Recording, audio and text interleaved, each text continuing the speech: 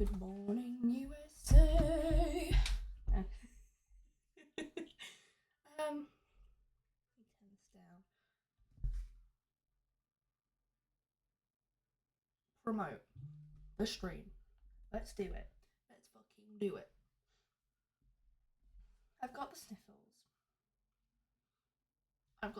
I'm gonna leave my chair. Oh yes, leaving my chair. Oh yes, leaving my chair. I have something for my nose now. Yippee! Let's share my stream. Copy link. Miles Edgeworth steals a gun, by the way. I know he swears that it wasn't him. He didn't shoot anyone, but he's had a gun. He's had a gun for like past 2 weeks now, so I'm scared.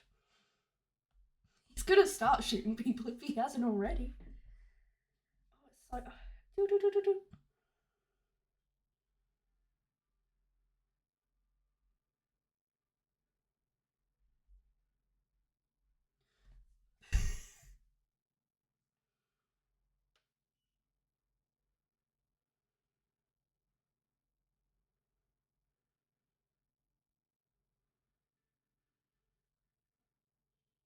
I'm just like I'm getting distracted so bad.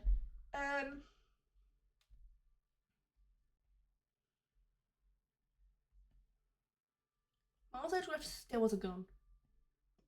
I'm just saying, he still has one. He's at large, and I'm scared.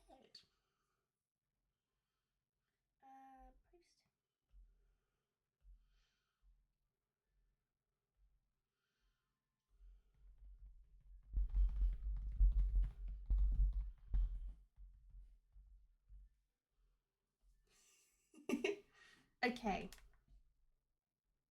That is that out of the way.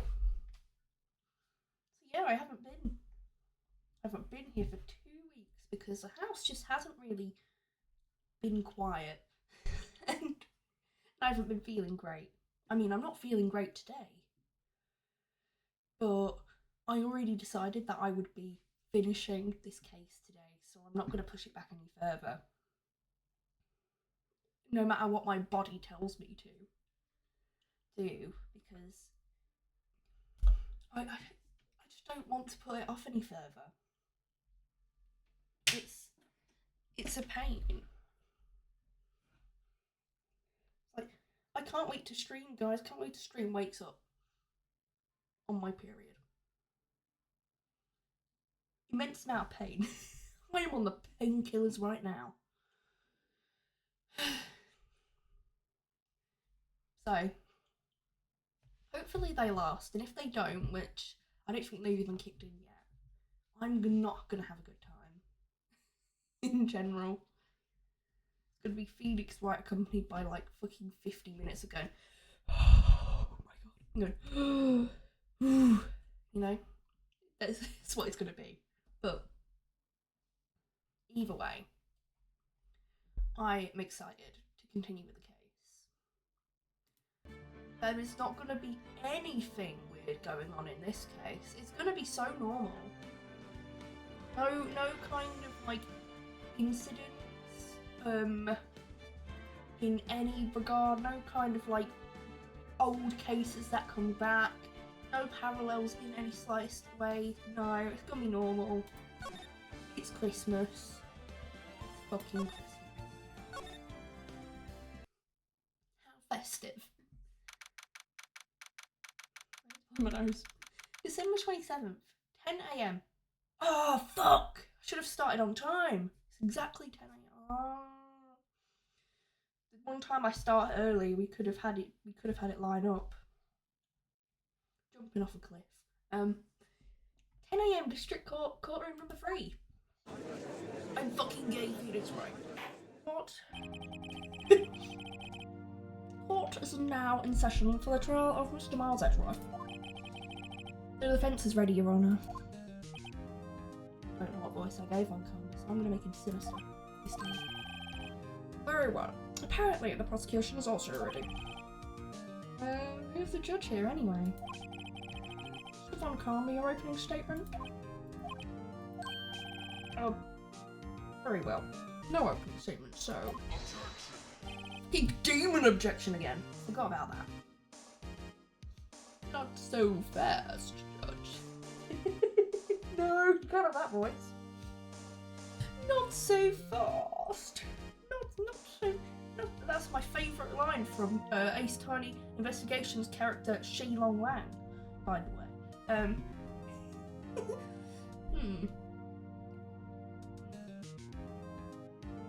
Not so fast, Judge. I was taking a meaningful pause before speaking. Oh, right, of course. A prediction. Today's trial will end 3 minutes from now. I don't think it will, mate. I'm sorry. Order, order. Mr. Von Karma, what's the meaning of your statement just now? Must you question everything? It will be over in 3 minutes. We have no time to waste. I'll call my witness now. He's had a sudden change in voice. Pretty sure I did his voice deeper last time, but I'm not listening to the recording. I can't even get the fucking VODs up, so I'm not re-listening to that. Unless I absolutely have to. Right. I call my witness, a decisive witness, to the stand. I'm gonna make his voice very assertive, just like mine. Just like me, but like slightly higher. So I don't kill myself during this game. It's that mysterious boat shop owner.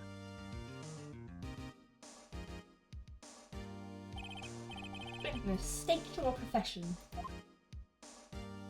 don't know what voice I gave this guy either.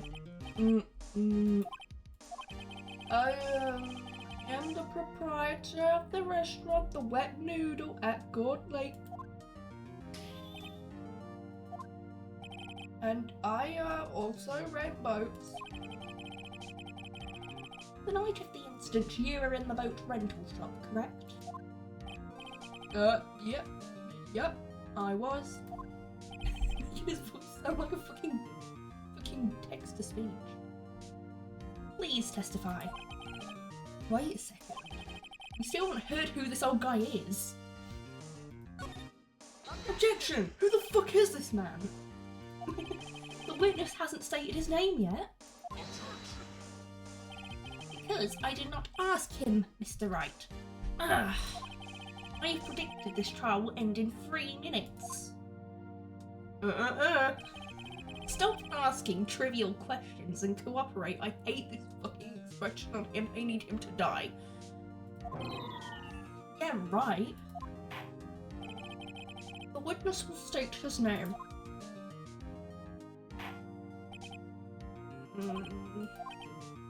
Well, I'm not really sure.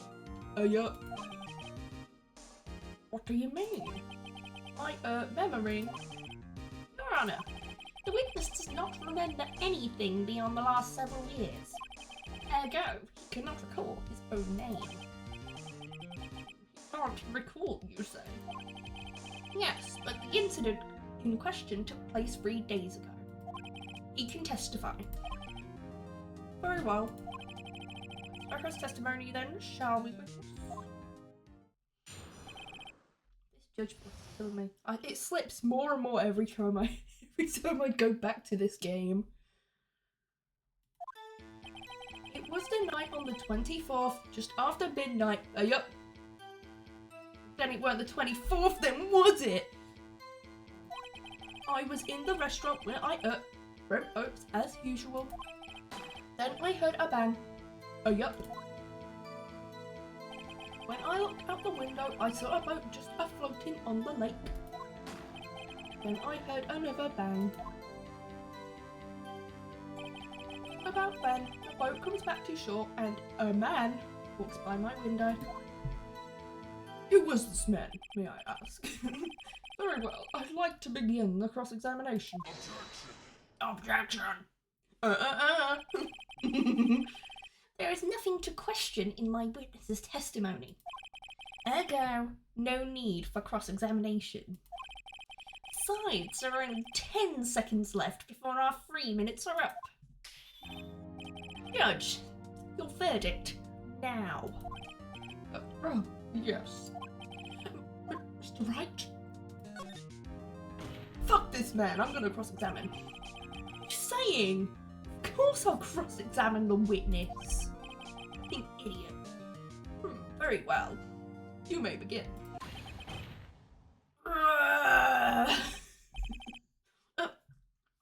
Excuse me, Mr. Von Karma. 3 minutes just passed. I see.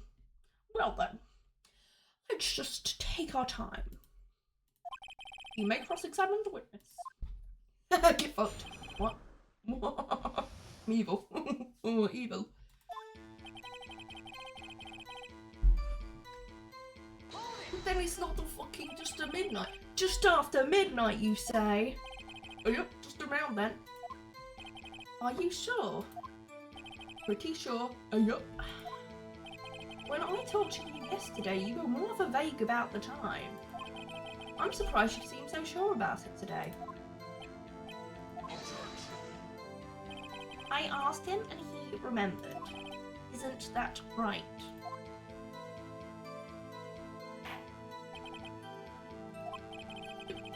Don't glare at me like that. I remembered it clearly, I did. Yup. You see? Continue.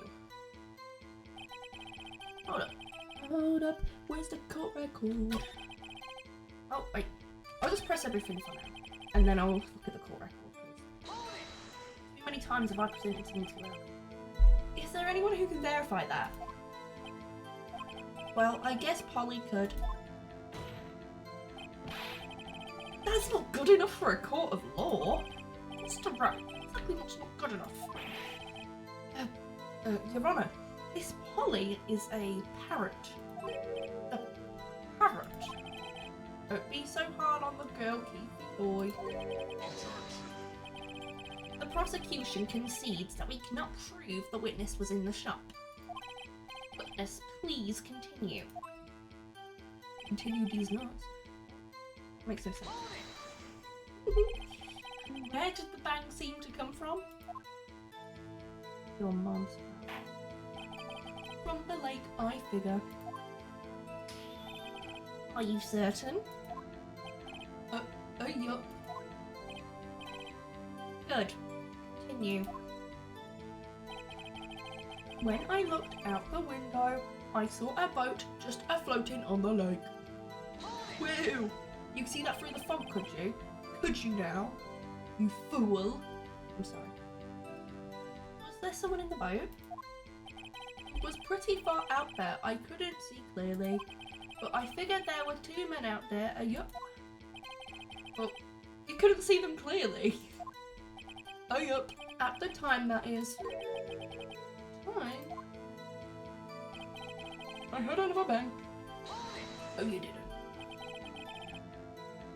So, you heard 2 gunshots total.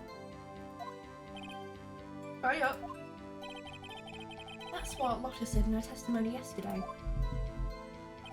Just about then, the boat comes back to shore and a man walks by my window. What? By your window? Yup, by my window, right outside the window of my little shack. And could you see the man's face? Well, the fog was pretty darn thick, but he was right there in front of me. I saw him. This is a rather important detail. Please add it to your testimony. Tisk, tisk, tisk. I was like, can't do that with a lisp. I have a bad feeling about this. Oh my god, guys, he's right behind me, isn't he? That man was the defendant. He was saying, I can't believe he's dead. Are you sure? Oh. Dad!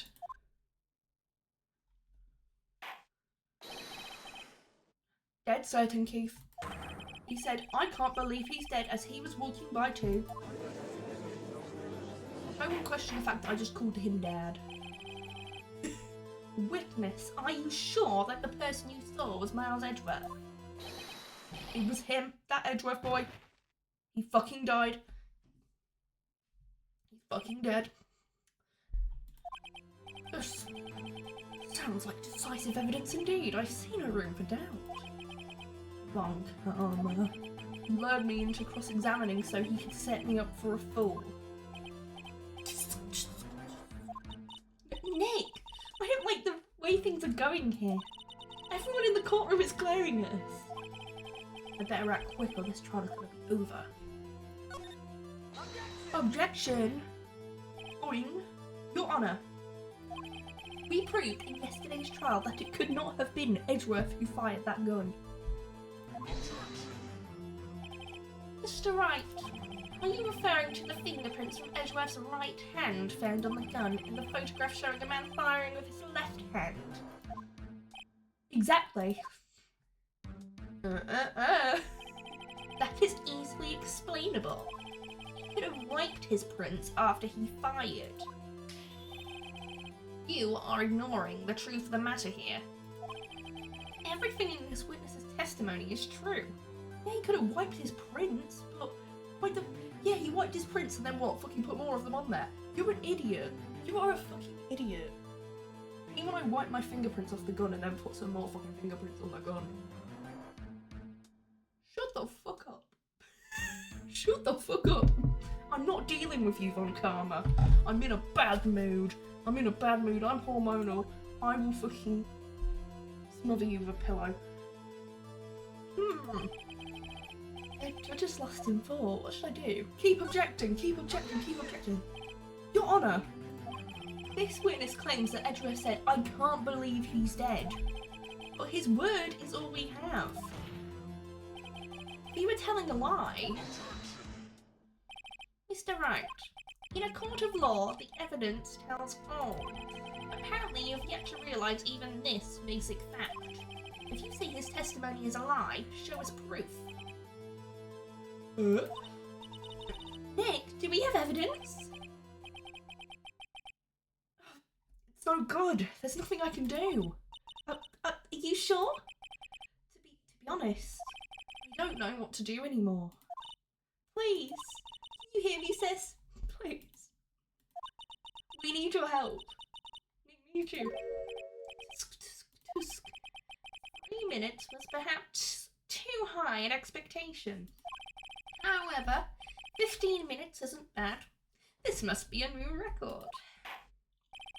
I've done like fucking 3K. How am I giving you a new record? I've done like 3 cases. I've had 3 jobs this whole game. Like, you know, and you're telling me that like, honestly, bro. 3 minutes was too high an expectation. It's because I'm fucking awesome. It's because I'm awesome. Shut up.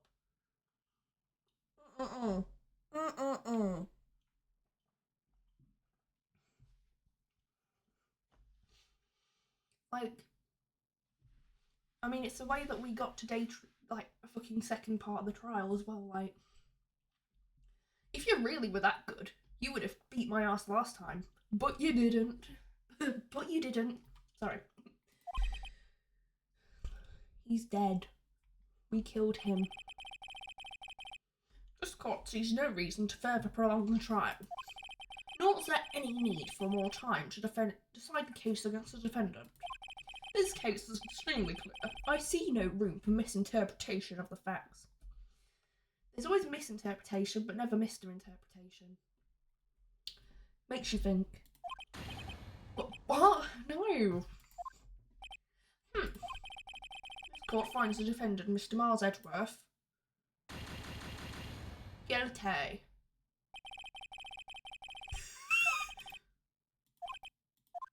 Oops. Did I already lose? What? Wait! Wait! Did you do it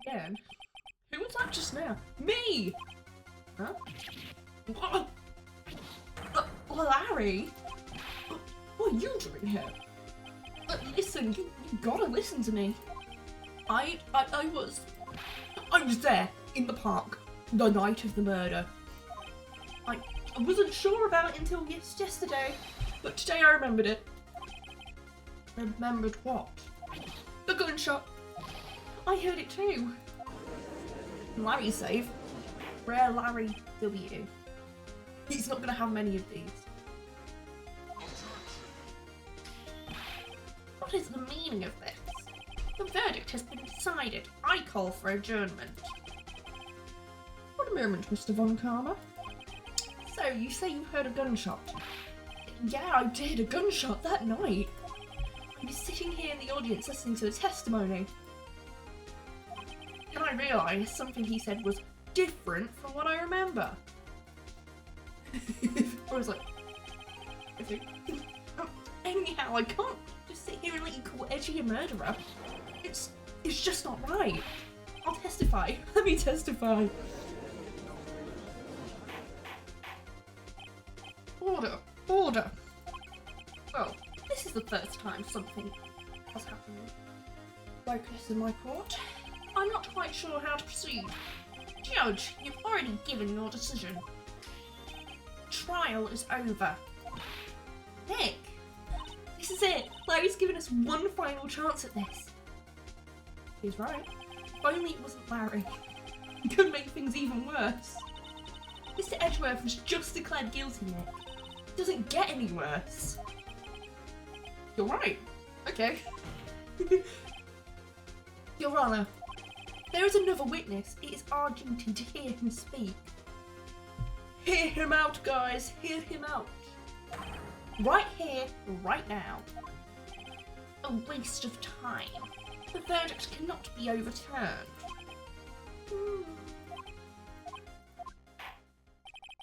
Allow me to speak my opinion.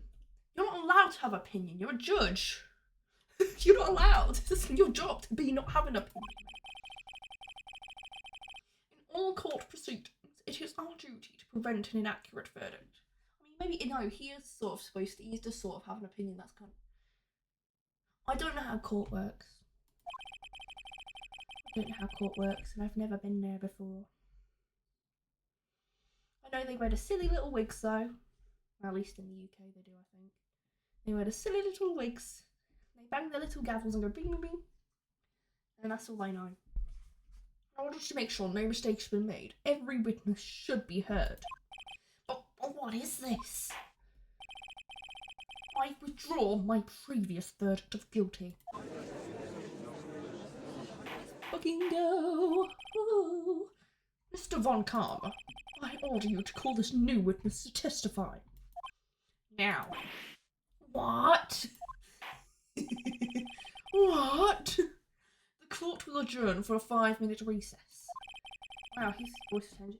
After that, we will hear this new witness. Court is adjourned. I mean, Von Karma did say he wanted the court to be adjourned. He got his wish. Good for him. It's 10:28. Actually, it's 10:10 over here, but... Oof.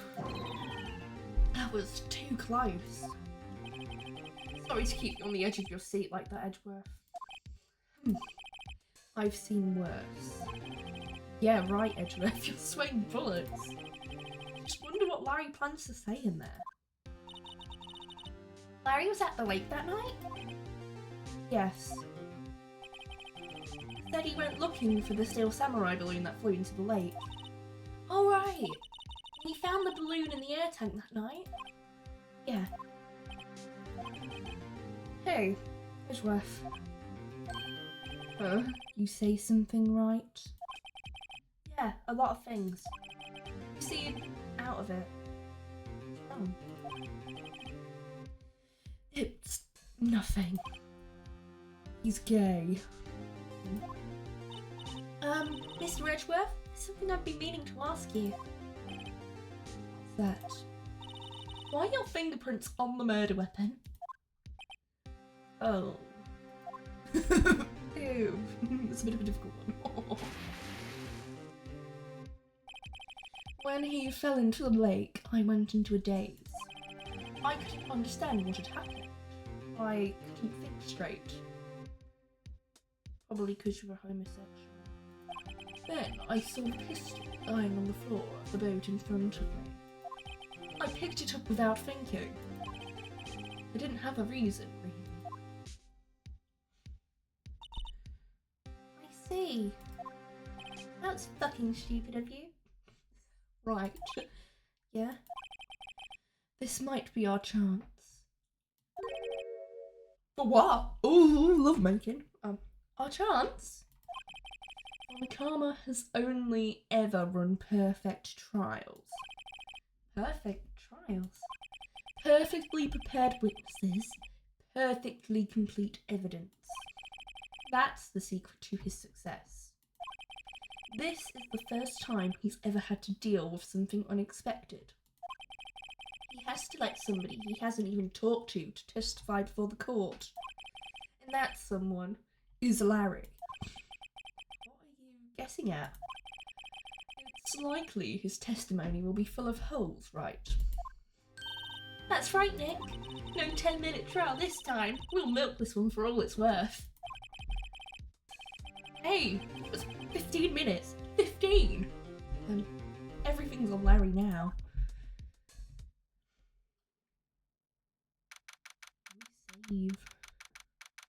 Let me save. I'm gonna make sure to frequently save this time. Because I'm not losing. Court is now back in session. Witness, please testify to the court about everything that you saw on the night of December 24th. Right, leave it to me. Please, Larry, don't fuck this one up. I hate to admit it, but you're our last chance. Karma didn't even have time to prep his witness. I just hope Edgeworth is right about this being our big break.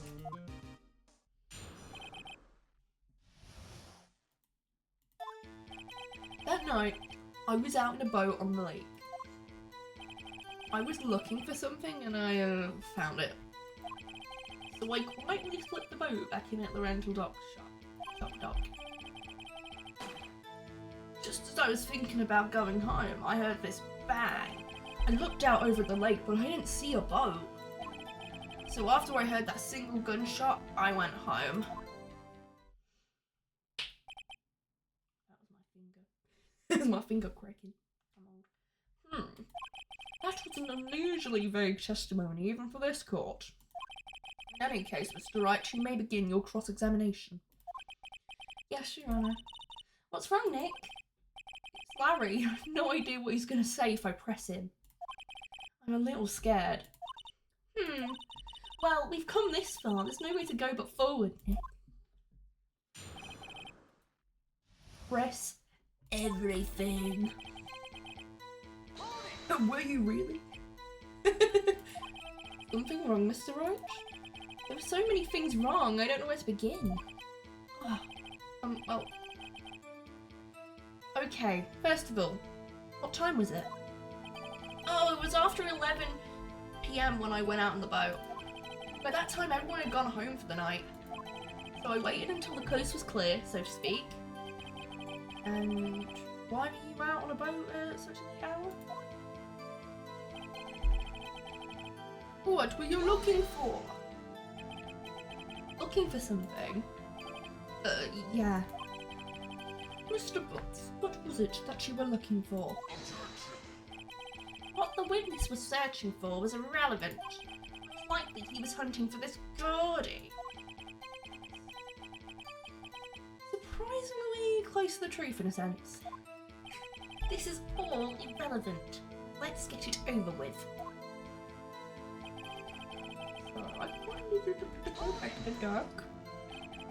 Around what time was that? Oh, well, let's see. I figure I was out searching for about an hour. I guess it was around 12. Yeah. Not sure? Hey, don't give me that face. I'm not some sort of human sundial, okay? Use watches these days, Larry. I can't wear a watch too heavy on my wrist. Maybe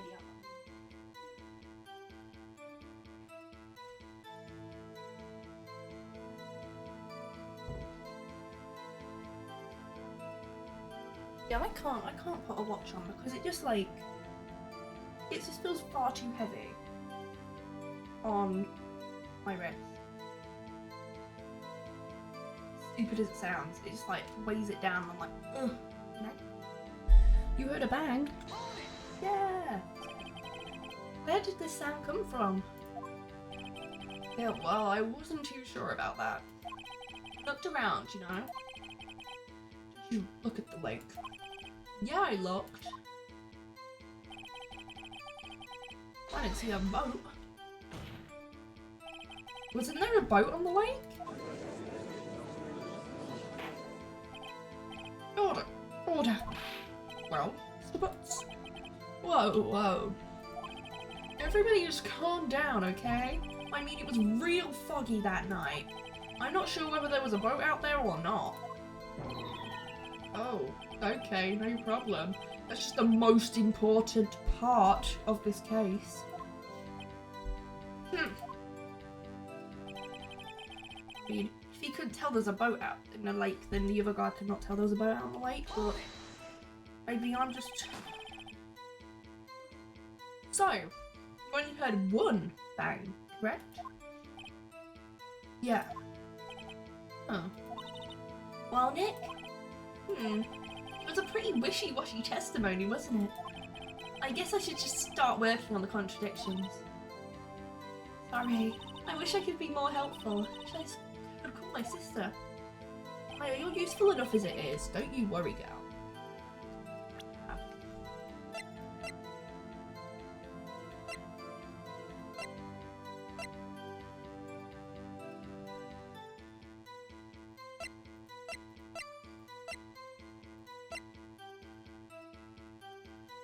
The gun was fired 3 times.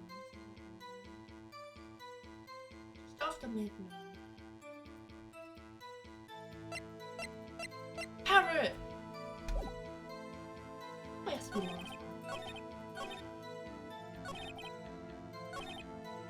Single gunshot.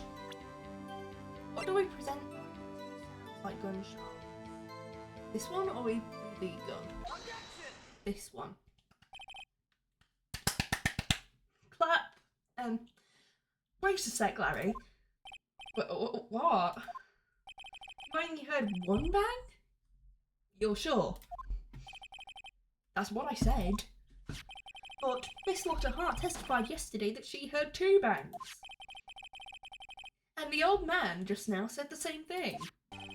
They both heard 2 gunshots that night. Huh? Were you even listening?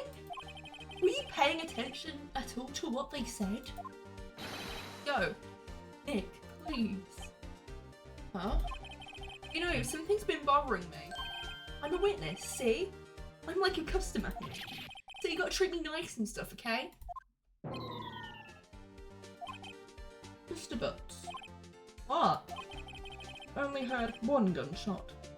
Are you sure? Well, to tell you the truth, I'm not sure. Huh? Not sure? How could you not be sure? Yeah, well, I might have missed the other gunshot. I was listening to something else. Something else? My radio, dude. With my headphones. What? What the fuck is a radio? That's so modern. Order, order, and stop that booing. Mr. Butts, you were listening to the radio with your headphones? Yes, oh what? That crime? I listen to my radio. Everybody listens to the radio. What's the big deal? Mr. Von Karma, your opinion. Waste of time. I do not accept this witness nor his shoddy testimony. Well, Mr. Wright, should he continue the testimony? Yeah, fucking continue, man. Oh no, just stop and lose the trial, widow. Your Honour. Please allow the witness to continue his testimony. Oh, nothing is more pitiful than a lawyer who doesn't know when he's lost. Very well, Mr. Butts. Please give your testimony and be sure to include details like your radio. Right, leave it to me. I wouldn't if there was any other way out of here, believe me.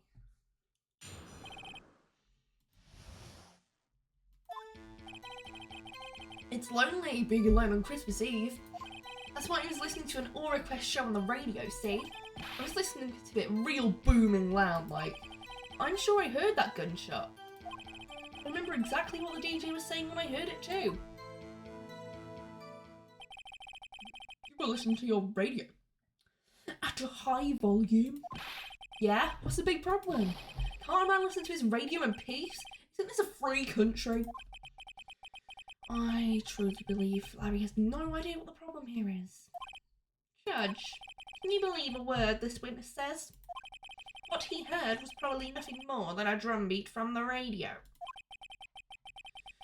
True enough, it is difficult to believe this testimony. Thank you for the compliment. I am not experienced. Everyone's got my voice, and then my voice put a little higher or a little lower. It works so well. I've got two voices and I know how to use them. Wait, Your Honour.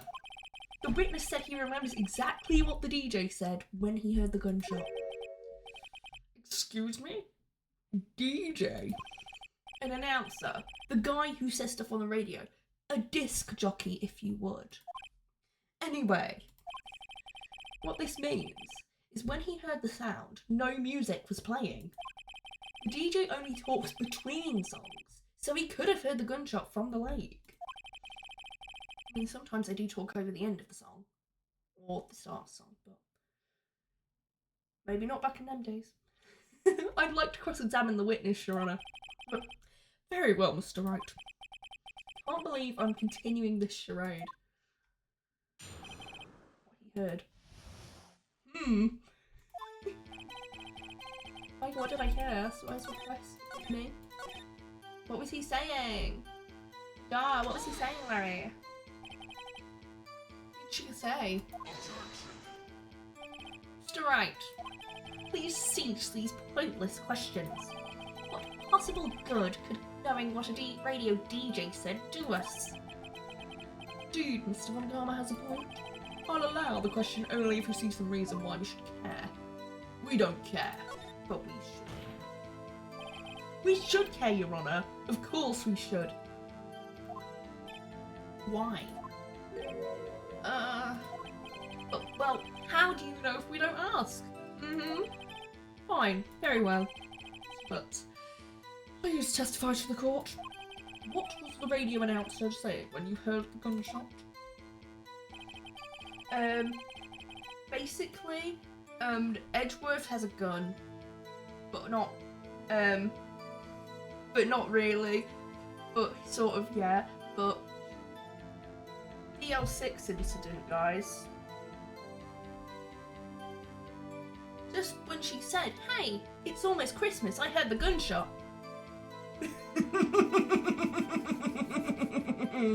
I know it's giving it. Are you sure?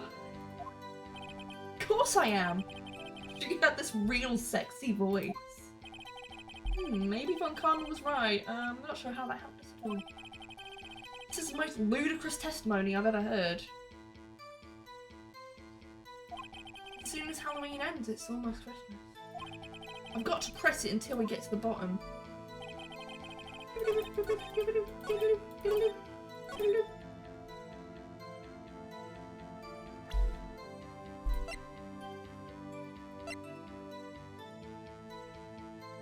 Present the picture. I know what's happening here. Larry, are you absolutely sure what you're saying is correct? Huh? What's with the face? You look scary, dude. Hey, if you're trying to scare me, you better know that I don't scare that easy. Is something the matter, Mr. Wright? Your Honour, did you hear what the witness just said? The DJ said, "Hey, it's almost Christmas," when he heard the gunshot. Oh my god, what the hell is happening with the cats? Oh my god, let me check. No, the line delivery. Don't fight.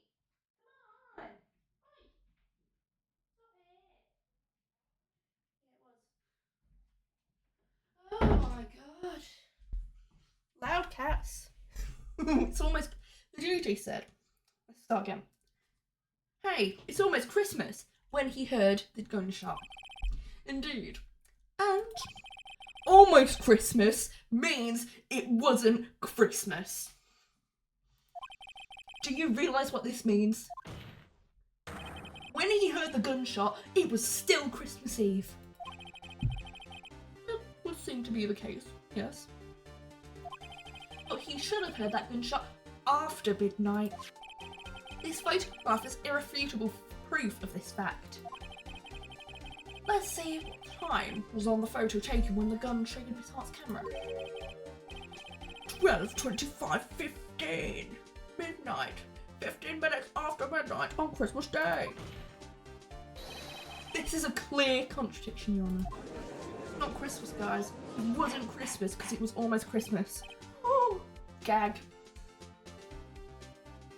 What the fuck? What the hell, this twist? What does this mean? The two prior witnesses heard gunshots after midnight. However, this witness says he heard a gunshot before midnight. Why don't we just ask Edgeworth if he knew what the time was? I'm sure Edgeworth's got a watch somewhere. Probably got a pocket watch. Just ask Edgeworth, what time did you shoot that guy?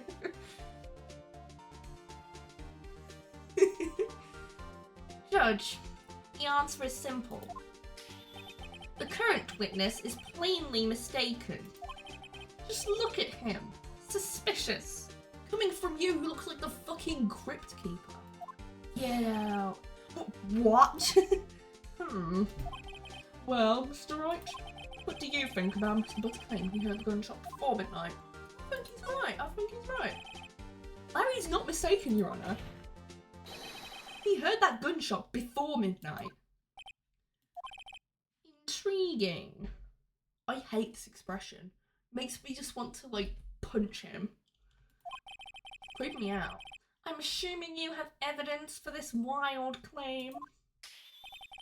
Show me evidence there was a gunshot before midnight.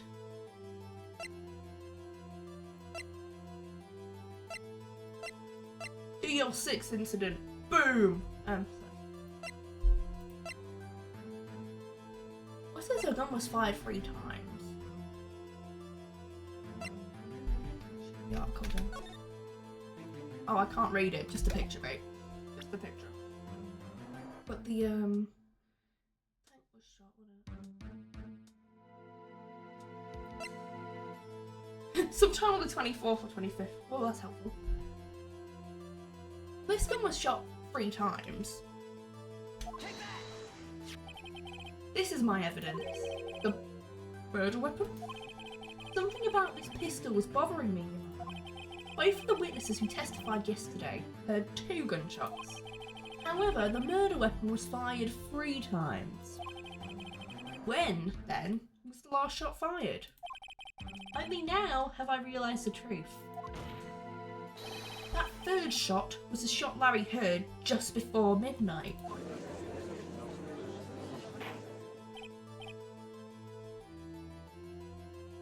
Order. I guess that makes sense out of yesterday's testimonies. Ugh, bah, you waste our time again with your empty statements. Yes, the pistol was fired 3 times. Do you have any proof that it was fired before midnight? Do you have proof that the witness didn't just think he heard something? Indeed. Well, Mr. Wright, there's no turning back now. Not if I save. If I save, I'm not gonna die this time. If I Getting ahead of myself. Do you have evidence?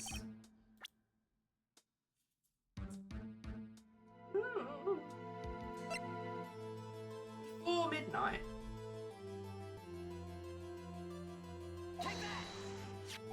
Look at this photograph. This was taken by our witness yesterday, the Slaughter Hart, with our automatic camera. Timestamp on this photo reads December 24th, 11:50 PM. Oh yeah. But there's nothing on the lake in this picture. Your Honour, the real issue here is not why nothing is shown in this photograph, it's why this photograph exists at all. What do you mean? Fucking hell, Your Honour, are you a fucking idiot? Are you stupid? Are you stupid? Are you stupid? Read the timestamp. Read the fucking timestamp, bro. This photograph was taken by an automatic camera. That camera was set to go off in response to loud noises. Aha! Correct. There was a loud noise on the lake at 11:50 PM. That is why this photograph was taken. In other words, there was a gunshot at the time that Larry claims. Order. Order. That would make sense of that makes sense of the evidence we've seen so far. However, this leaves me wondering exactly what did happen that night on the lake. That's what we're trying to figure out, you idiot. I'm sorry. That's what we're trying to figure out. Exactly. If this is true, there were 2 sets of gunshots separated by 25 minutes. One at 11:50, another at 15 minutes after midnight. Why, I ask you? Why? You fucking missed. Warning shot. Wait a second. Gunshots separated by 25 minutes. What's wrong, Nick? I have it. I have it. Huh? Remember the case with the Steel Samurai? Huh? Yeah, of course I remember. The murderer in this case had the same idea as the murderer in that case. What do you mean? Liar. Yeah, yes. His ping was fucking awful. His frame rate so awful. It's if we don't figure this out now, we'll never ever turn Edgeworth's guilty verdict. I've got a hunch and I'm gonna run with it. Right, I mean, is this safe? Safe? We've already gotten a guilty verdict, we have nothing to lose. Well, you get another one. You just watch and let me know if I say anything that sounds fishy, okay? Right, Nick. Your Honour. Yes, Mr. Wright. The testimony just now has cleared up this entire case.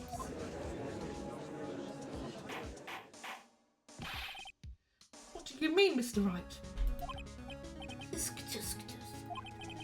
So you finally realised the truth. There could be no other murderer here than Miles Edgeworth himself. Wrong, Von Karma. A man was shot that night, but it wasn't Edgeworth who did the shooting. Listen, Rocky. Take a deep breath and consider the facts. Time of the murder, one boat was on that lake. Shown by the witness's photograph. Defendant, Edgeworth, and the victim, Robert Hammond, on that boat. Getting their mileage out of this. The amount of times we've seen this already. They really wanted to make their money back. There was a gunshot fired on that boat and Robert Hammond fell into the lake. The distance of the shooting was 1 meter. It couldn't have been suicide. Well, the guilty party has to be the other man on that boat. I admit it. It is hard to imagine any other possibility. Yeah. But this assumes that the victim was shot at 15 minutes after midnight. What do you mean by that, Mr. Wright? We have photographic evidence at the time of the shooting. The timestamp on that photo says 12:15. Larry heard a gunshot 25 minutes before that. Robert Hammond was killed then, 25 minutes before the shot on the lake. That's the only way Edgeworth could be innocent. Mr. Wright, are you quite mad? Explain who the two men on the boat are.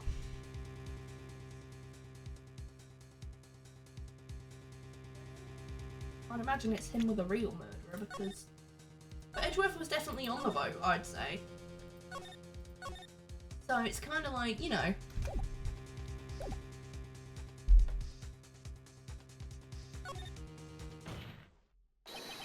Of course, it was Edgeworth and the murderer. I think it's so funny, it was so foggy and they managed to somehow superimpose a picture. Have like, no fog and like enhance. Still can't see the people though, it's like... No. After the murderer killed Robert Hammond at 11:50, he assumed the guise of Mr. Hammond and met Edgeworth. Hey guys, it's me, Robert Hammond. Edgeworth's like, wow, you look a bit different. Didn't realise, he's like, I haven't seen you in years. I haven't seen you in years. I haven't seen you since Gale 6. You look so different. Oh my god. You've definitely changed, man. You've aged really badly. Or something. It's like, surely you would, I don't know, he probably blocked off the, he probably didn't remember him too well because he was trying not to remember because of like the trauma, I suppose. But like, he seemingly just not realise that it's a completely different man. Are you serious? Are you fucking serious? Yes, Edgeworth won't tell us why he went to the lake that night. However, I have a hunch. That night, Robert Hammond called Edgeworth to the lake.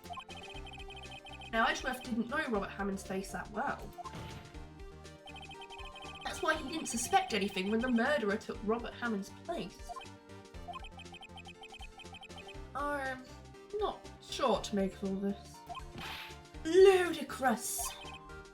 It's like that guy that makes the music. Ludicrous. Amazing, I know where that came from now.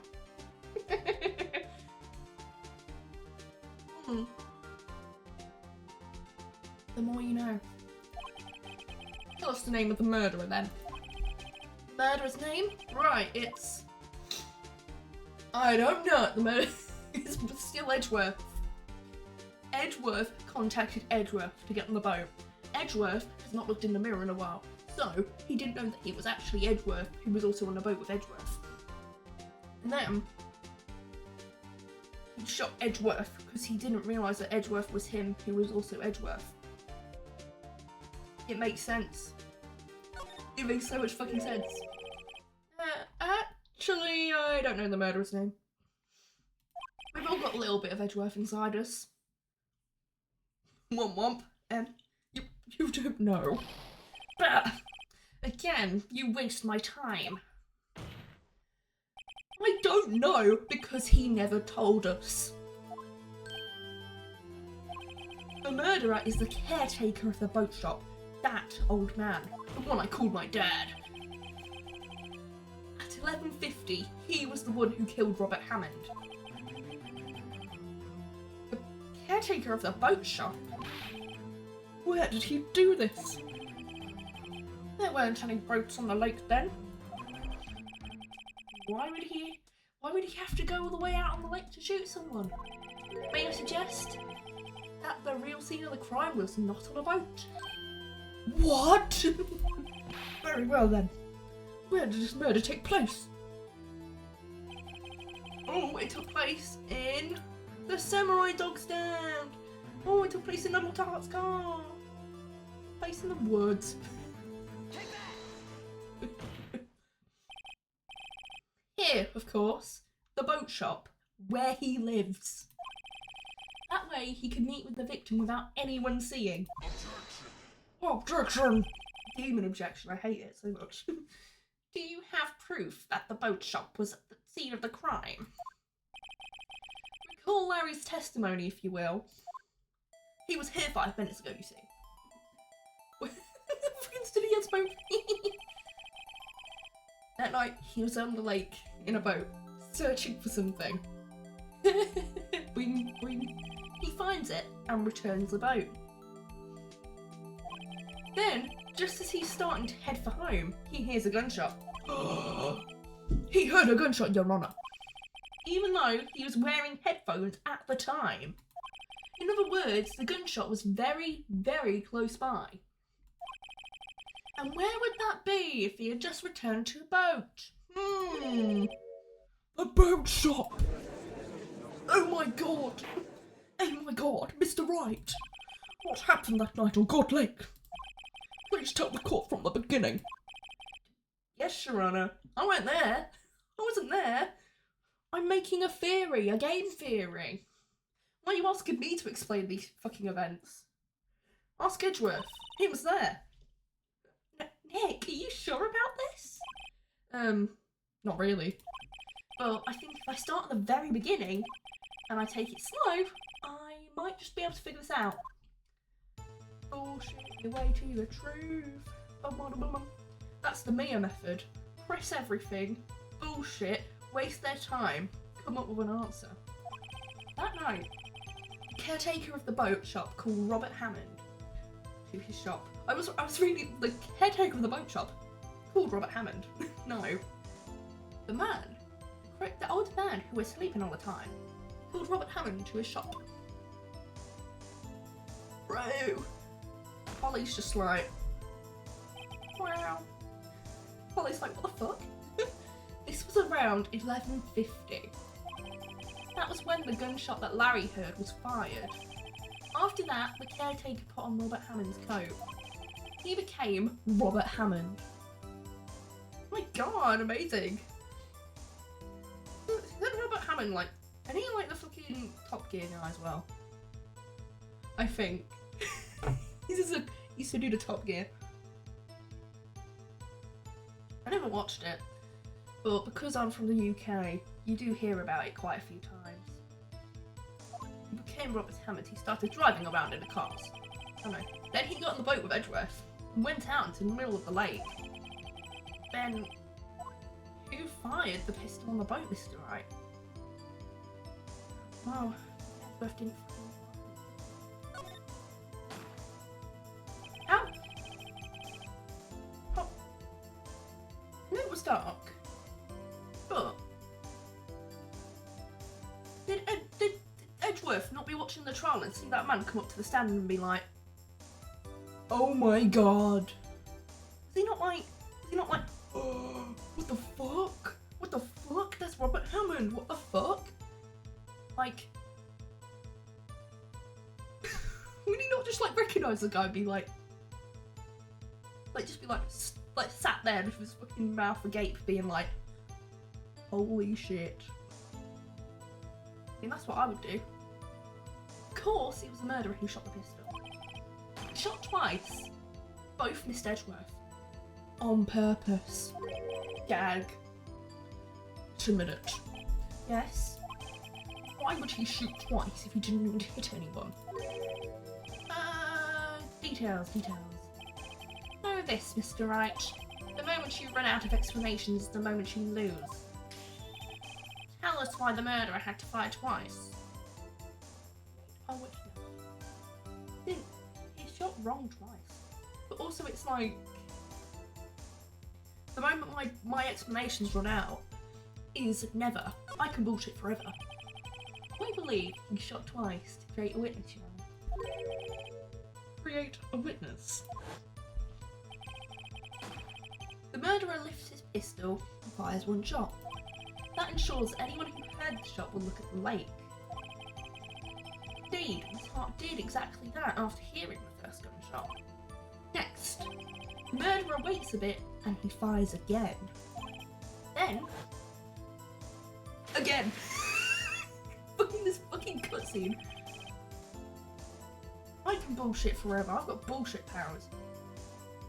Like, I'm not a good liar, but I'm a good bullshitter. Like, this guy told me, he's like, you know that guy who's always on the TV? Like the Prime Minister or something? Like, he's my best friend. I mean, we went out clubbing. Like, you can just bullshit forever. If no one can prove you wrong, you can go on forever. He jumps from the boat himself, leaving the pistol in the boat behind him. Edgeworth then picks up because he's a fucking idiot in that moment.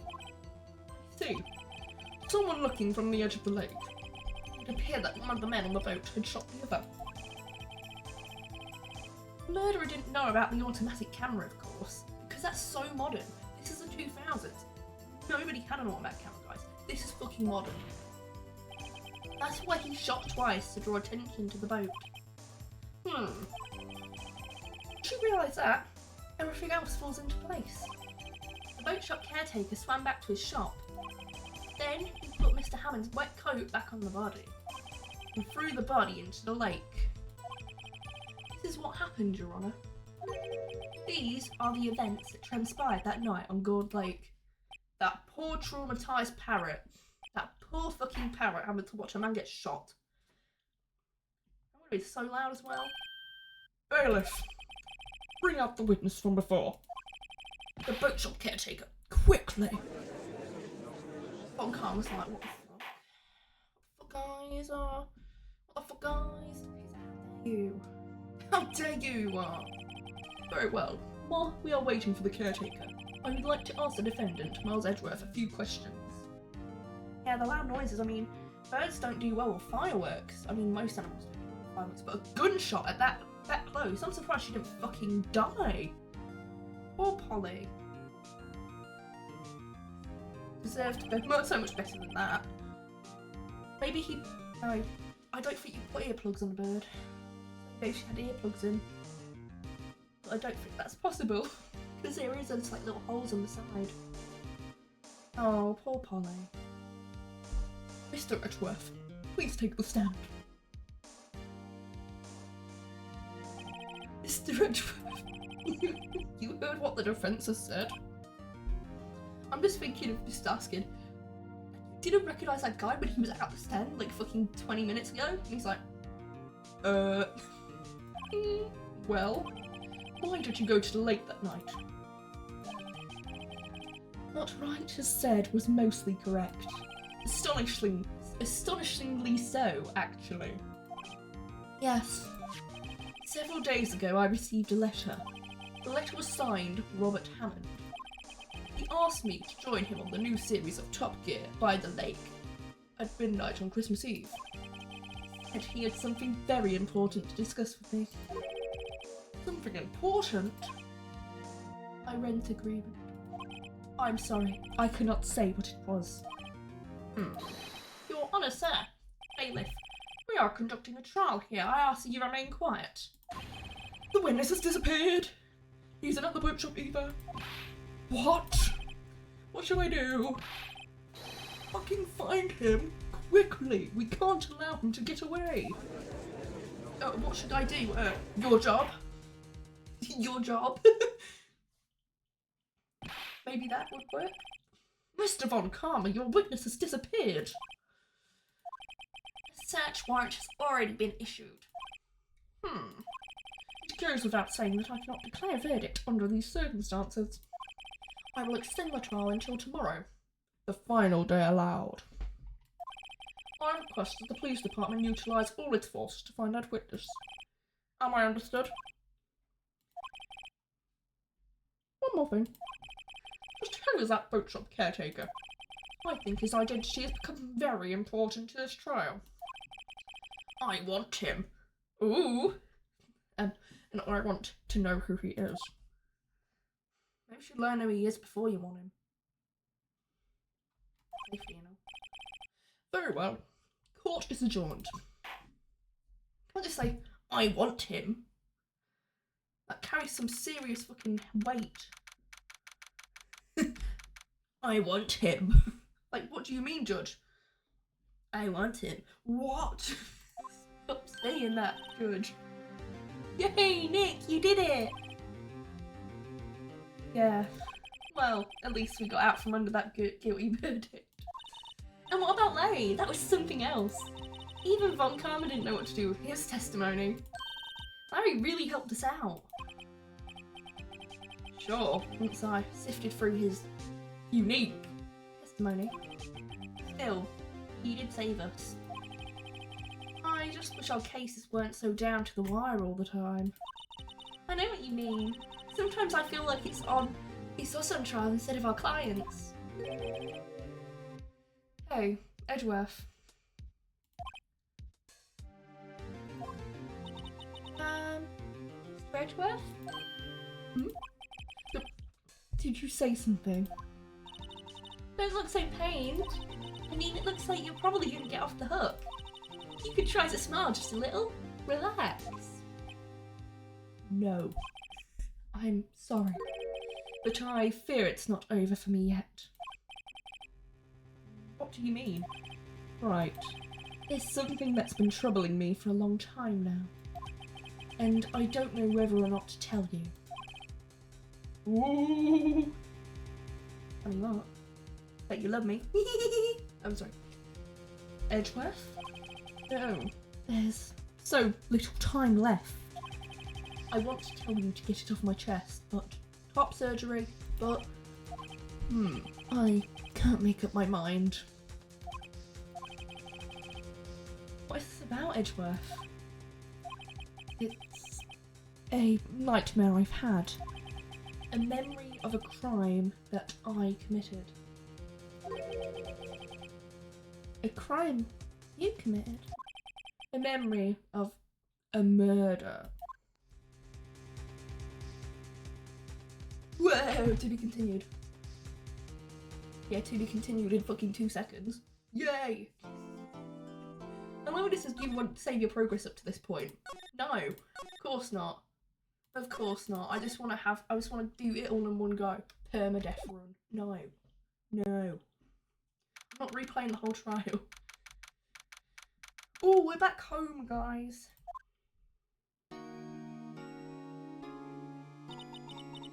What was Mr. Edgeworth talking about? Seconds ago. Ooh, a memory of a crime that I committed. Ooh. Memory of murder. Ooh. Do you really think Mr. Edgeworth killed? I don't believe it. Not Edgeworth. Some painful memory has been troubling him recently, but he never takes someone's life. Never. Nick. Yo! How's everyone doing? What do you think of my performance today? I had him swooning in the aisles, huh, Maya? Swooning. Me? Oh, yes, I do remember feeling faint. Brian, tell me the truth. It was like love at first sight, right? Right, Nick? Huh? Me? Oh, maybe my heart skipped a beat or two. Gay. What? I think you could do better than that. Come on! I saved Edgeworth in there, dude. Edgy! You guys should be bowing before me, yeah? Bow before your hero. As if we didn't fucking save your life, bro. Shut up. Shut up! Larry, you really helped out in the trial today. You did. You weren't there, Larry. I'm sure Mr. Edgeworth would have been found guilty. But seriously, that boat shop caretaker guy is pretty suspicious. Edgy ain't off the hook yet. Way to spoil the mood, Larry. Hey, I'm just a guy sitting in the audience, you know. But from where I was sitting, Edgy seemed pretty edgy. Boom! I mean, Can you really know he's telling the truth about that night? Nick? I don't know. But what I do know is I'm going to believe in you two until the end. Us two. Edgeworth and who else? You mean me, right? Nah, he means me. Right, Nick? Yeah, you, Larry. Not me. But why you, Larry? Huh? Actually, yeah, why me, Nick? Enough of the silent treatment. Because I need a promise. Nick, why do you trust Mr. Edgeworth so much? I mean, he's changed recently, true. But when we first met him, he was kind of a jerk, don't you think? You didn't know him back then. Back when he wanted to become a defense attorney. Wait, was that when you two were classmates? Yes, in grade school. They saved me. Miles. And Larry. They saved me and I'll never forget. That's why I became a defense attorney, you know. What? Finally getting the law. Hey, Larry, what's he talking about? Huh? Sorry, I kind of forgot. Okay, Nick, out with it. I'm gonna hear this story today, and that's final. She's been wanting the law for so long, and she's finally getting the law. Let's go. Okay. It's kind of a long story, so hang in there. It was the very end of 3rd grade. I was on trial. A class trial. Boom, boom, boom, boom, boom, boom, boom, boom, boom. Whoa, Phoenix Wright. Phoenix Wright predicted a Danganronpa. Boom, boom, boom, boom, boom, boom, boom. A class trial? That sounds like Danganronpa. Oh my god, I'm a fucking bear and shit. It was scary. You remember, Larry? Spring? End of 3rd grade? A kid in our class got his lunch money stolen. Lunch money? Our school was really small. Every month, kids would bring in an envelope with money for lunch from home. Huh, I see. Anyway, this kid's envelope disappeared with $38 still inside. It's in red, that's important. Oh yeah, now that you mention it, I do remember that. I can see why you'd forget though. You were out of school that day. Anyway, the envelope had been stolen during PE class. PE class.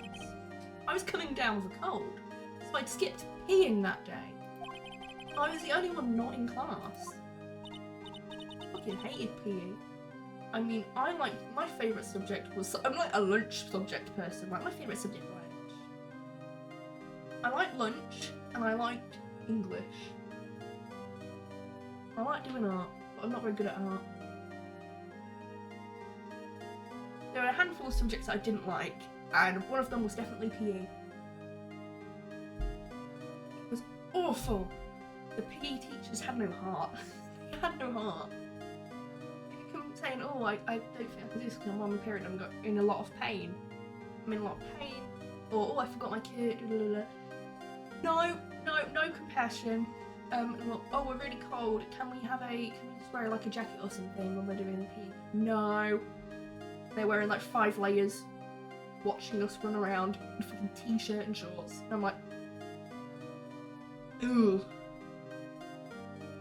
And in the school that I went to, which I didn't stay in forever because I kind of dropped out. Whoops. It was mandatory for the uniform for PE. It was mandatory just t-shirt and shorts, or t-shirts and a skirt. And I had to like go to the head of year so I could wear jogging ones because I was so self-conscious about how my legs looked and how I looked that I felt awful wearing like something that exposed my legs. I had to fight for my rights to wear a pair of jogging bottoms. So, you know, I didn't like PE. We also had swimming at our school because our school had a pool. It was good, I did like swimming, but similar kind of story where when you're around a bunch of other teenagers, especially mean teenage girls, get very self-conscious and you just don't really want to do it.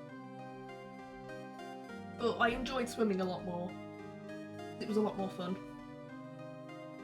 I haven't swam in years though. I probably haven't swam since I left school, which was like 500 million years ago. I'm sure I can remember how to do it. Maybe. And if not, I'll just float my way to the nearest lifeboat.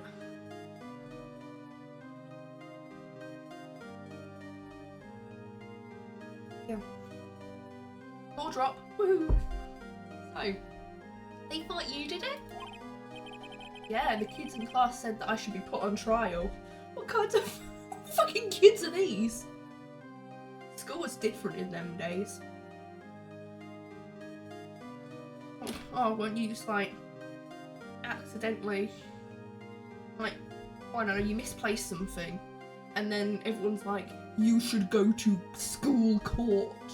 You should go to school court. You should go to the school court. School trial. Danganronpa. Fucking Monokuma. Yeah. Trial? The next day we held a classroom trial with me as the defendant. Is this an American thing? Is this what American and like Japanese American schools are like? Because like, no. I can't say I've ever experienced this or heard of anyone else in my life experiencing this. I didn't do it. Guilty, he did it.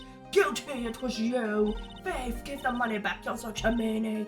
No one play with him, just admit you did it. You can't hide the truth. Tell us the truth. We're not gonna play with you anymore. Yeah, and no borrowing my relay. You should be allowed in the relay race. All in the library with me. Give me back my 50 cents. Hey, did you rob that bank the other day?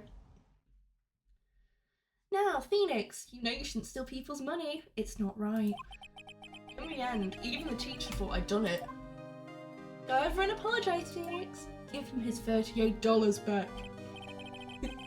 I didn't know what was happening.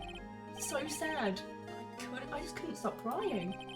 Everyone was staring at me like I'd done it. I tried to apologise. I went to where the boy whose money had been stolen was sitting. That's when it happened. Objection! Oh my god, that was like a fucking uncanny impression, that was. That sounded just like him. He shouldn't have to apologise. The only thing that belongs in a trial is evidence. Anything else has no place. You should all be ashamed. Amateurs. My daddy is a defence attorney. This is my life. Miles? This fucking big ass hand. Why is your hand like that? You're fucking 2 years old. You are the youngest person ever. Why is his hand so fucking big? He's got those sausage fingers. No. Then you shouldn't apologise. Everyone's been shouting you did it, but no one has any proof. That is why, Your Honour, this boy is innocent. I'm just a teacher. I'm not a Your Honour. But Miles, it was your money that was stolen. Yeah, he did it. He's the one. We don't need proof. Make him say he's sorry. Why don't you all just shut up? Oh. Why don't you all shut up? This is always how it is. Everyone ganging up and picking up on one person. Just think how he feels. And he didn't do it, so he didn't do it. Amazing defence, Larry. If someone says they didn't do something, they totally didn't. Do not inquire further. That is the law. Don't. If they didn't do it, they didn't do it, guys. Very well. I will replace the money myself. Class trials are... That's kind of goated. That's kind of goated, actually. Not... Like... She paid out of her own pocket those $38. That's how it happened. After that, the 3 of us were the best of friends. Wow, I had no idea. Yeah, I had no idea either. I mean, I forgot. That's when I learned what it meant to be alone. Amazing. That's the moment that you learn what it's like to be alone. Wow. Usually it's like when someone dies, or you have your friends like leave you or something, or you just sat pondering in your room and then you just had that realization, no class trial, totally alone without a friend in the world. You did a good thing, Larry. Yeah, well, I was just lucky that I took that day off from school. If I'd been there, they would have thought I'd done it. So I took it kind of personally, see? When something smells, it's usually the butts. After the trial. Anyway, Edgeworth and I talked after that class trial. That's when I heard his father was a defence attorney. I remember his eyes would shine when he talked about his father. Oh. Yeah, I either overthink or I don't think. It's like, do I choose to think today or not? Because you choose to think too hard, you're gonna get depressed. But then you can't avoid it all the time. So sometimes you just think and you're like, oh no. So it's like, what do I do? Do I play video games or have an awful day? That's how my days go. Do I, in my room, like, video game or misery? Which one? Which one? Who are you going to start scales? Famous defence attorney. He did not sound like that as a child, man. Then, a few months later, he suddenly transferred to another school. The GL6 incident. Right. Not sure, but the transfer probably had to do with his father's death. What? You think? You think? I mean, yeah, his dad got fucking farted or whatever it's called. His dad got, like, smoked. Like, rest in peace, Gregory Edgeworth the goat. But, yeah, maybe it did have something to do with the fact his father's fucking dead. Maybe he had to go to a school where they do therapy. Phoenix Wright. Maybe he doesn't want to be maybe he don't want to be in a school that does class trials over pointless shit every time. That's so sad. Several years later, when I heard Edgeworth's name again, and my heart beat really fast, and I was like, oh my god, I love him. There was an article about him in the newspaper. Headline was something like, dark suspicions of a demon attorney. Fabricating evidence, manipulating testimonies, covering up facts. The article said he'd do anything to get a guilty verdict. Anything. But why? What happened? I mean, that's not the Edgy I used to know at all. That's what I thought too. I tried to get in touch with him. I don't know how many times. He never replied. I guess he didn't want to see his old friends. He didn't just drop it though. I wanted to meet him, to learn why he had become who he became. That's when I decided. Wait, you don't mean that's why? That's why you became a defence attorney. Kiss Edgeworth. I can read that bit. If I was a defence attorney, I knew he'd have to meet me whether he wanted to or not. In court. I don't know if that's a really good reason for being one, but it is incredibly gay, and I appreciate that.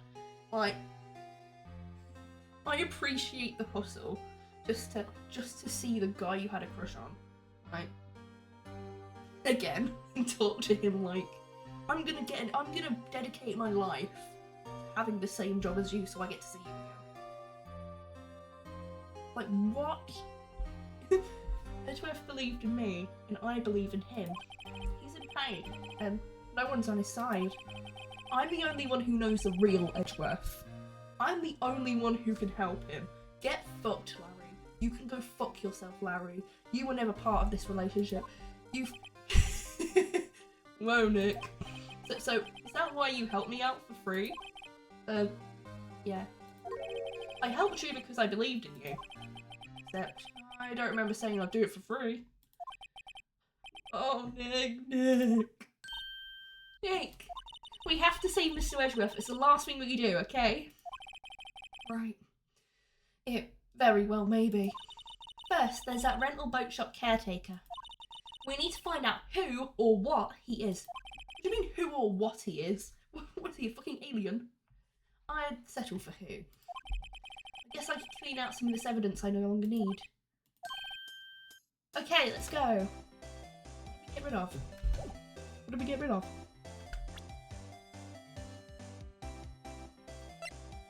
Don't need the gaudy lot. Oh, sorry, didn't mean to traumatize Edgeworth again. Sorry, Larry, do you want to see the picture of the Edgeworth dead dad? Didn't mean to. That was a misclick.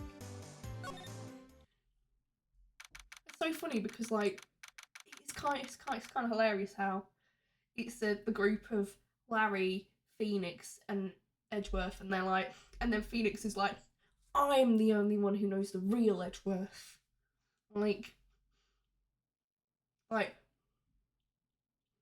know what you are. Because why doesn't Larry know? I know what you are. And I agree. Me too, boy. You look as grim as always. Mr. Edgeworth, I heard the story about the class trial. Shame about the execution at the end. I can't believe they really turned that guy into fried chicken. It was really fucked up. Class trial? What do you mean? You don't remember? No, I don't. Your lunch money was stolen, wasn't it? In 3rd grade? Lunch money? Oh, right. Yes, I seem to remember something like that. Nick, I think you're the only one who really remembers. Well, it probably only really mattered to me anyways. I'm sorry, but like, you can't play this game without realising how the gay, you know? You can't watch, like, some games, some people take away, like, certain things, like ships and characters, and you're like, can you? It's not really, like, when it's, like, not really in play. This is so, it's like they're hitting me over the head with a fucking mallet every time. This is, like, the least subtle, like text that I've ever read in my life, you know? Mr. Edgeworth, didn't you know? That trial was the reason Nick became a defence attorney. Ridiculous. Gee, thanks. That said, it does sound like the kind of thing you do. You haven't changed a bit, have you, Wright? So simple. To a fault, even. Well, maybe yeah, but I think you changed too much, Edgeworth. Perhaps. These people... not straight. Straightest character in Ace Attorney is fucking Larry. And I'm pretty sure everyone else is probably not straight. Like, that is how it goes. He is the straightest. The end. Larry on one end of the spectrum, everyone else on the other end. Hey, Edgeworth, why did you become a prosecutor anyway? You used to look up to your dad. You said you wanted to be a defence attorney, right? I couldn't let myself deny reality like you. What do you mean? My father was taken from me and you want me to defend criminals? Sorry, Wright, but I'm not that good of a person. One suspect was apprehended in your father's murder, right? Yes, the man trapped in the elevator with my father. His name was Yeti Yogi. He had to be the shooter, any way you look at it. Yet he was found innocent. That defence attorney got him off the hook. That would be Robert Howard. On that day, 15 years ago, 3 of us were trapped in that elevator for 5 hours. When we were rescued, we all suffered oxygen deprivation. I had lost all memory of the murder. Sure, memory. Even now, I can't recall what happened in that elevator. Showing you the picture help? I'm evil. That was the crux of Yogi's attorney's argument in court. He claimed Yanni Yogi had not been of sound mind due to the oxygen deprivation. He was released due to a lack of evidence. Innocent. Yogi like the bear. That's when I changed my mind. I started to hate defense attorneys. What's your relationship with Von Karma? Just casually asking. He's my teacher and a man who deserves respect. Are you sure about that? I learned everything I know of courtroom techniques from him. So, he's like my sister was to you, Nick? He is a perfectionist in all things. But in his personal life, he is obsessed with doing everything perfectly. Perfectly, huh? All the cases he has taken on, none were left unsolved. And not one suspect was declared innocent. Ever. But that's... I know. It's possible some of the suspects were indeed innocent. However, it is impossible for us to accurately determine that in every case. All Von Karma does is his job, to find the suspect guilty. Perfectly. In any case, it's nigh well impossible to find a weakness in him. I don't know, push him downstairs, that might help. Should a weakness appear, he would do everything in his power to make it go away. Edgeworth? What you're saying is true. You're headed for a guilty sentence tomorrow. He's right. Now's not the time to praise the enemy, Mr. Edgeworth. It's a strange situation in which I find myself, I'll admit. No kidding. Phoenix snarky fucking right. Do you want to see the picture of your father dead? I don't even want to, like, do this. Nick! No! That's a photo of his father! Don't show him that! Alright. Now probably isn't a good time to dredge up those memories. What is it? Nothing. Never mind, Edgeworth. You continue on, mate. Go to the law offices, why not? Show you a picture of your dead dad. Will this jog a few memories? Woo! He's out. Again. When does he work anyway? Now. Don't be harsh. Guess we'll have to come back later. Not before I steal the bear off the wall.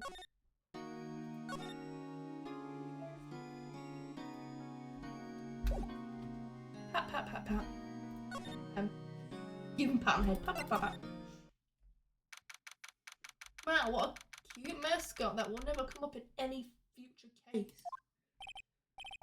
Ever. Looks like Detective Gumshoe hasn't gone back yet. Gumshoe? He might be coming back today. Oh, really? He said there was some guy he had to arrest by tomorrow. The boat shop caretaker. Reach out to me about catching him if it's the last thing I do, pal. Good luck, Gumshoe. The goat. The goat. The goat. The goat. The goat. The goat. He is the fucking goat. What?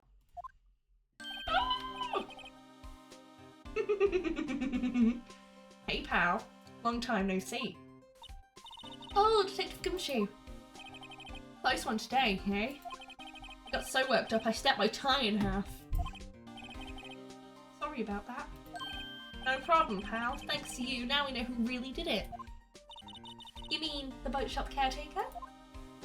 Look, I'll make you a promise. I'll have that scoundrel in my custody by trial time tomorrow. Come what may. It's my duty to you as a police officer. Now I'm off to catch me a criminal. Detective Gumshoe sure is active today. Oh, one other thing. No one can go into the woods today. The woods? Where Lot was camping? The woods are off limits to camping, And apparently the park ranger found out. He got pretty mad. No one can go in for a while. I guess Lotta's in a lot of trouble. Anyway, I'll be seeing you tomorrow.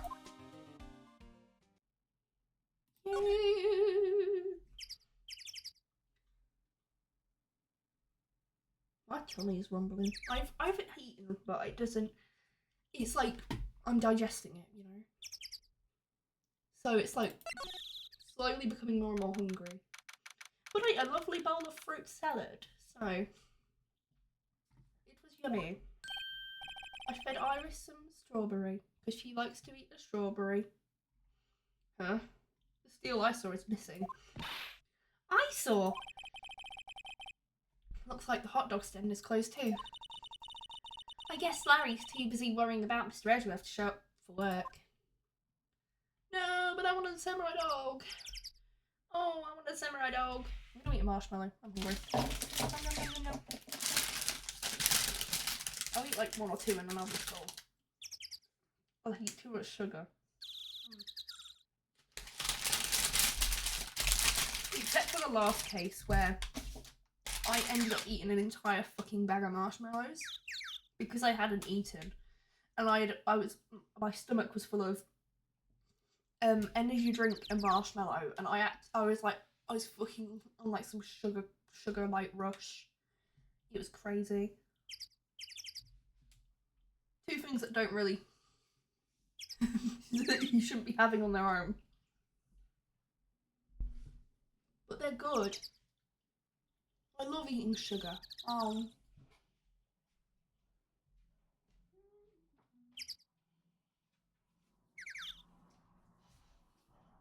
I have to make sure I like wash my hands with hand sanitizer after I eat a marshmallow because it's so sticky and horrible. Like, I don't like how it feels. Wow, it's so quiet. Let's go to the boat shop. Oh, I'll just save it. Misclick. That's known as another save.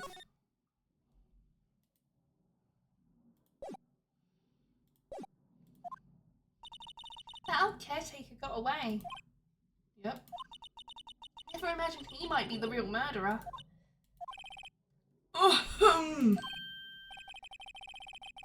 I'd know that clearing of the throat anywhere. What the fuck are you doing here, mate? Oh, hello. What might you be doing here?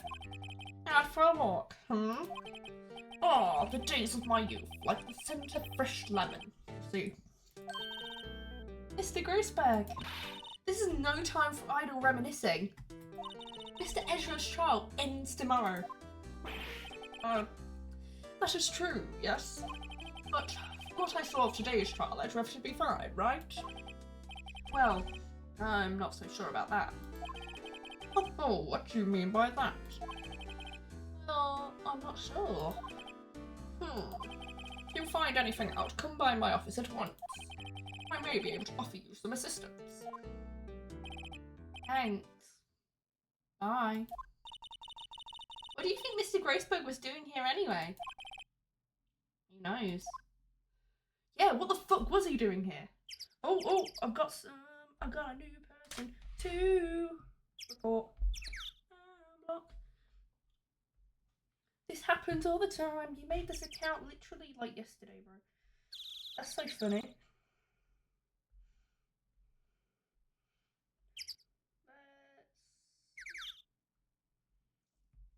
I'm so good at this. I've become quite accustomed to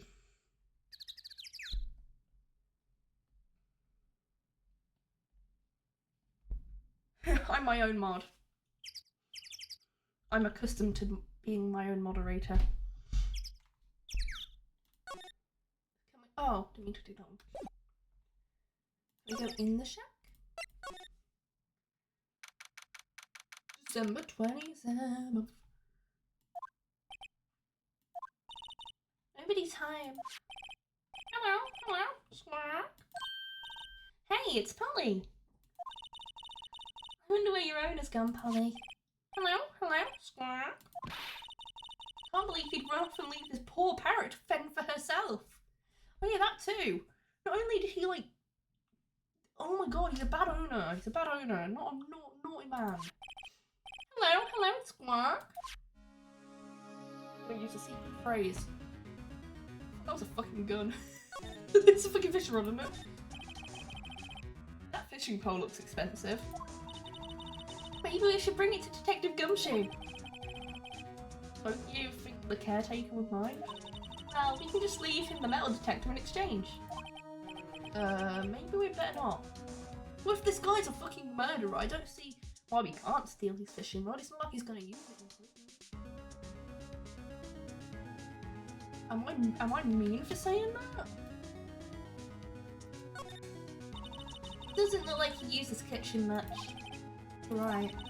Guess the whole pasta restaurant thing was a lie. What, you thought he was telling the truth? Polly. Maybe I should take care of Polly, Nick. Probably shouldn't just kidnap her. The police know about her anyway. Sure, they'll do something. Oh, okay. Sorry, Polly, since I can't take you. Great. Now the bird's going to hate me. Oh, Polly. Oh, I guess it's still stuff to do. Everything's cold. Like he didn't turn his heater on. I guess he hasn't been back here since trial. Finn! Ah! What's wrong? Uh-oh, never mind. What? Tell me. Just when I saw the TV, I remembered. They're showing a Pink Princess special this week. Oh. See? That's why I didn't want to tell you. That reminds me, Nick. Polly here knows the number to the safe, right? Yeah, that's right. Polly, what's the number to the safe? 1228. Squawk. Let's open it, Nick. Come on. I'm sure there isn't any money in there. Oh, but hey, he keeps it locked, right? So there must be something of value in there. I'm not so sure. Okay, Nick, let's see what's in there. Might be a clue or two. Only thing in here is a letter. A letter? Oh, boring. So signature, no, what signature on this thing? Handwritten in very precise, clear letters. Get your revenge on Miles Edgeworth. Edgeworth? Nick, why would Mr. Edgeworth's name be on here? How should I know? I'm gonna read the whole thing. Get your revenge on Miles Edgeworth. It also says, this is your last chance. Now's the time to get revenge on the two men who ruined your life. The rest of the letter goes on to describe the murder plot in detail. How to kill Robert Hammond and Freddie Edgeworth. Calling Edgeworth out too late, getting on the boat, firing twice.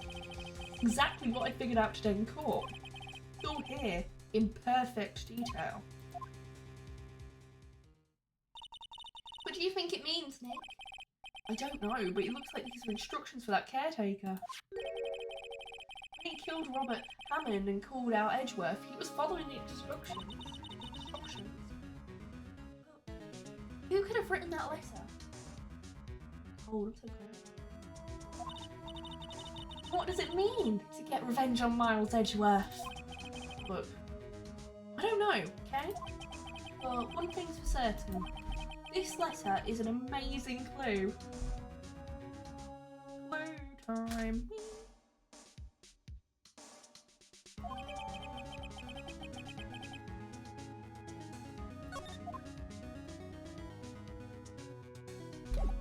I guess that's all we know. We don't need to.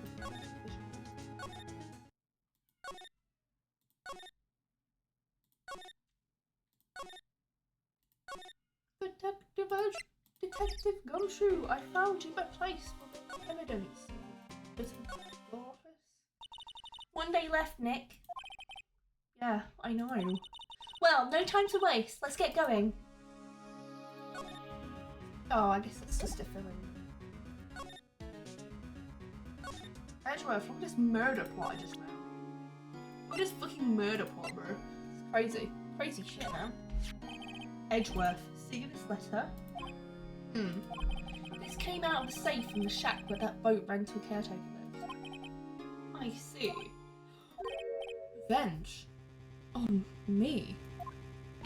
Who is that old guy anyway? I don't know. Would he be an innocent defendant you got declared guilty or something? Nice, Wright, but I don't remember that old man. Not at all. So, he was following this letter then? Means there was someone else behind it. Now is the time to... Two men, meaning myself and Robert Hammond. It also says, this is your last chance. Last chance. Maybe. Maybe he's talking about the statute of limitations of the DL6 incident. Wait, that... Oh man! What is it? Do you know who he is? Yogi. Could he be Yogi? Yogi is a bear, man. Yogi is a bear, not a man. Sorry. You bro don't know the Yogi bears. I'm cold. Put on a jacket, because I'm so cold. Oh, la la la. Yankee! The suspect in the DL6 incident. The one who was found innocent. Now let's talk, mate. Let's go Yanni Yogi was a court bailiff at the time.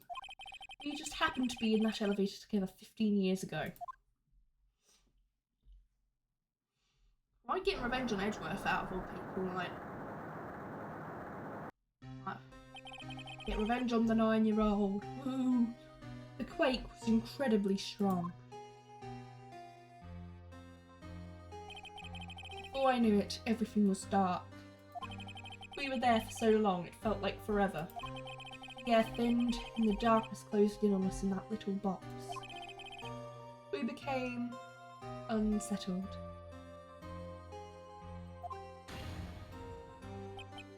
Help! I can't breathe.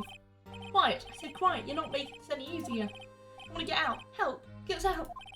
Don't shout, you'll just use more oxygen.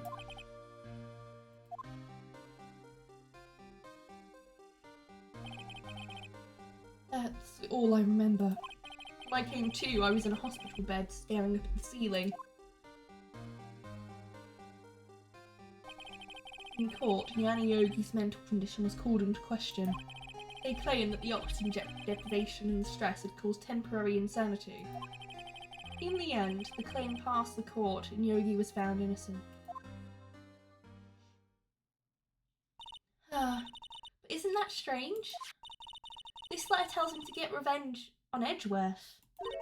Why would he want to take revenge on you? Right. Yeah? There's something that's been troubling me these last few days. I didn't know whether or not I should tell you. You mean The nightmare.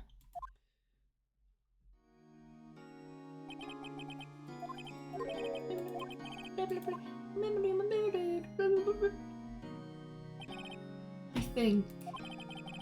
think the time has come to tell all. The nightmare. Five Nights at Freddy's. Nightmare Fredbear. And Nightmare Freddy, and Nightmare Chica, and Nightmare Foxy, Nightmare Bonnie. Amazing. Five Nights at Freddy's. The last 15 years, I've had the same dream almost every night. I wake up in a fearful sweat every time. what kind of dream? A dream about my father's killing in the dark. Oh, I'm not reading this shit. I should just read that.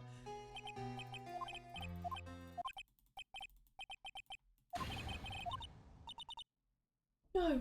Father! He's attacking Father! Then I see the pistol lying by my feet. I don't know if it was evidence from that day in court or the bailiffs. In a daze, I pick up the pistol. Get away! Get away from my father! Bang. Ooh, ooh, ooh. With that scream, I wake. It's a bone-chilling scream. A scream that has rung in my ears for the past 15 years. But, that's just a dream, right? Right? That thought is the only thing that has kept me sane for the last 15 years. But what if I'm wrong? What if it's real? They say that sometimes people shut out memories in self-defense. Maybe it was I who killed my father. What? If you think about it that way, this letter makes sense. Get your revenge on Miles Edgeworth. Think about it. Yogi was really innocent. That's why he wanted revenge against me. Wait, Edgeworth, you mean it was me? I was the true criminal of DL6. I shot my father. This is bad. What are we gonna do, Nick? What can we do? I don't know. I don't think there is anything we can do. Like it or not. There's someone else who knows a lot about the DL6 incident, maybe. Oh, there is, Nick! There is someone else who knows about DL6. I wonder who that person is. It's me. I'm the person. I know all about DL6.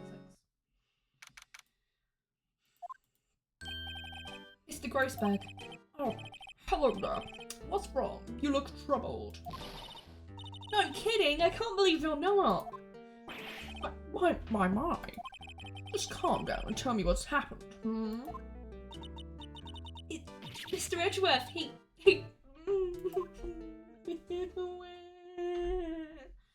so good at trying, guys. I see. So, Edgeworth dreamt he shot his own father. It's only a dream. Only a dream. I wonder. But what? If that's the case, then why do you two look so troubled? But well, so consider this. Yogi quite certainly holds a deep grudge against Miles Edgeworth. So deep he'd want to frame him for murder. This leads me to surmise that Miss Edgeworth's dream was not a dream. It was real, as you imagine. Miles Edgeworth threw the pistol to save his father. The pistol fired, and the deed was done. Some bad luck. No! I can't believe it! Yogi was suspected of murder, and his career as a bailiff was irrevocably wrecked. Thus, he sought revenge on Miles Edgeworth. This was his last chance, of course, with the statute of limitations so close. Edgeworth, the goat, the goat, the goat, the goat, the goat, the goat. That's why he's the goat! The goat! What do you know about Edgeworth's father? He is so goated. He was a defense attorney without fear. It sounds trite, but it's true. Well, he may have had one peer now that I think about it.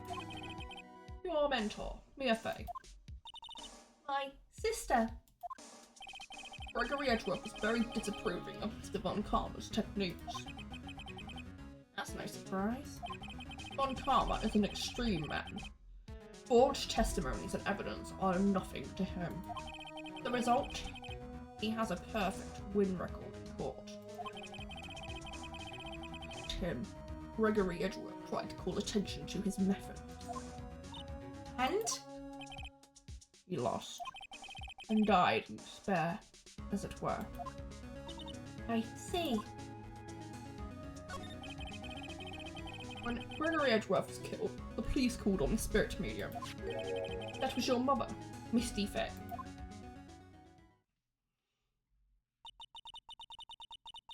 I am Gregory Edgeworth. I have been killed. The one who shot me was the bailiff, Yanni Yogi.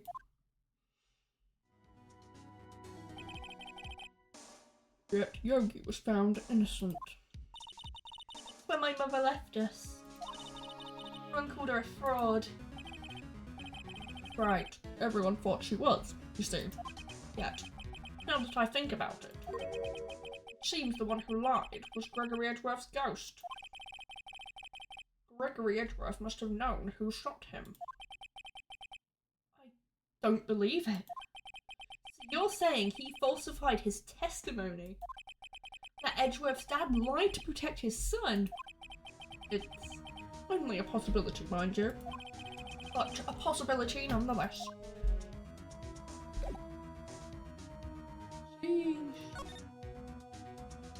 Sheesh.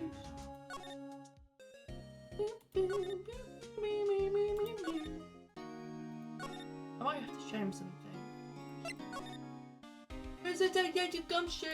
I want Detective Gumshoe. Please, he's my best friend. Wayne. Oh, I've just got to show him shit.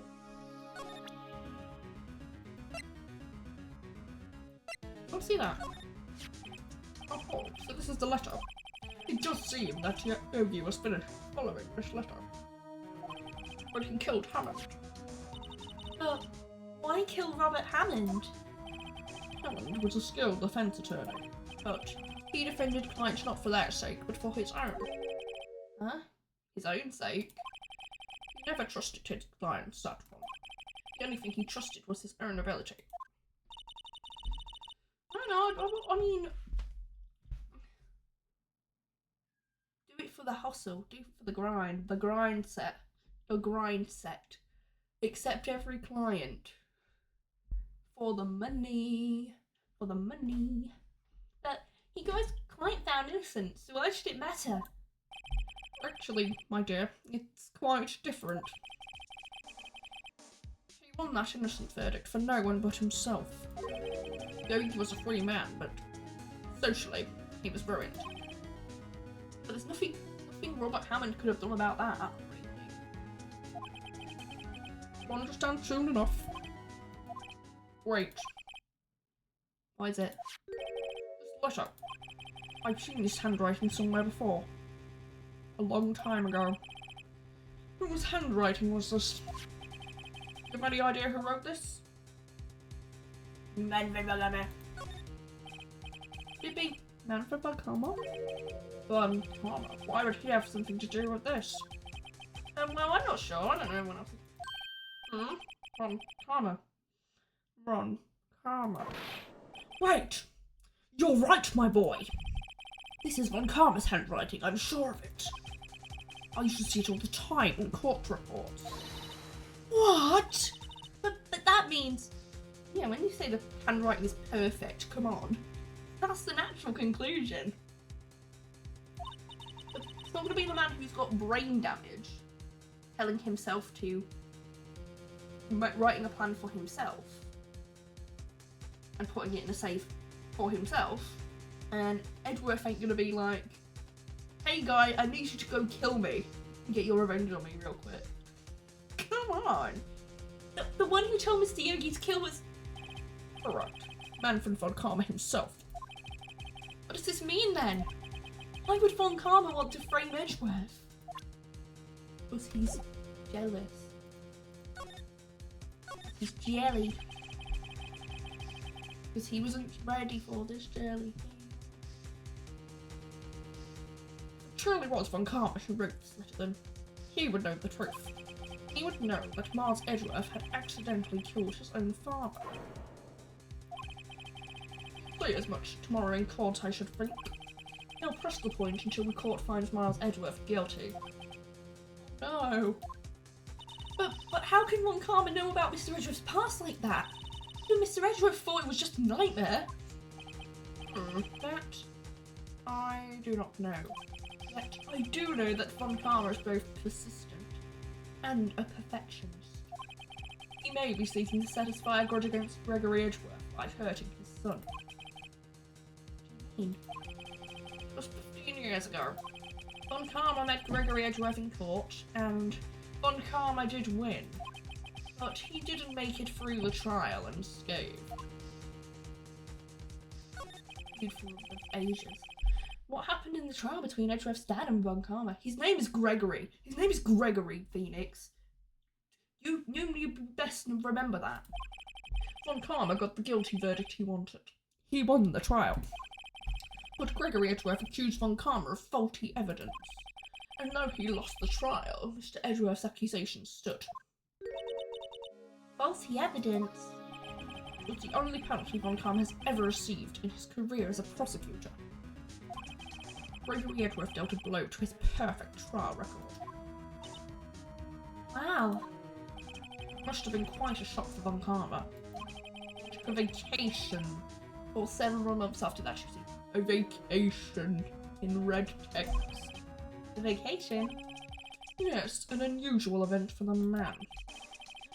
First and last vacation he's taken in his many years of prosecuting. Really? He doesn't take vacations? Like, go to the sea or to the mountains? Don't tell me he's never been to Europe. Imagine being in Europe. What? You have strange ideas about vacations, Maria. In any case, that was the only time he took a vacation from work. I believe the penalty upset him quite a lot. Odd. Perfect record so badly. Why would he take such a long vacation?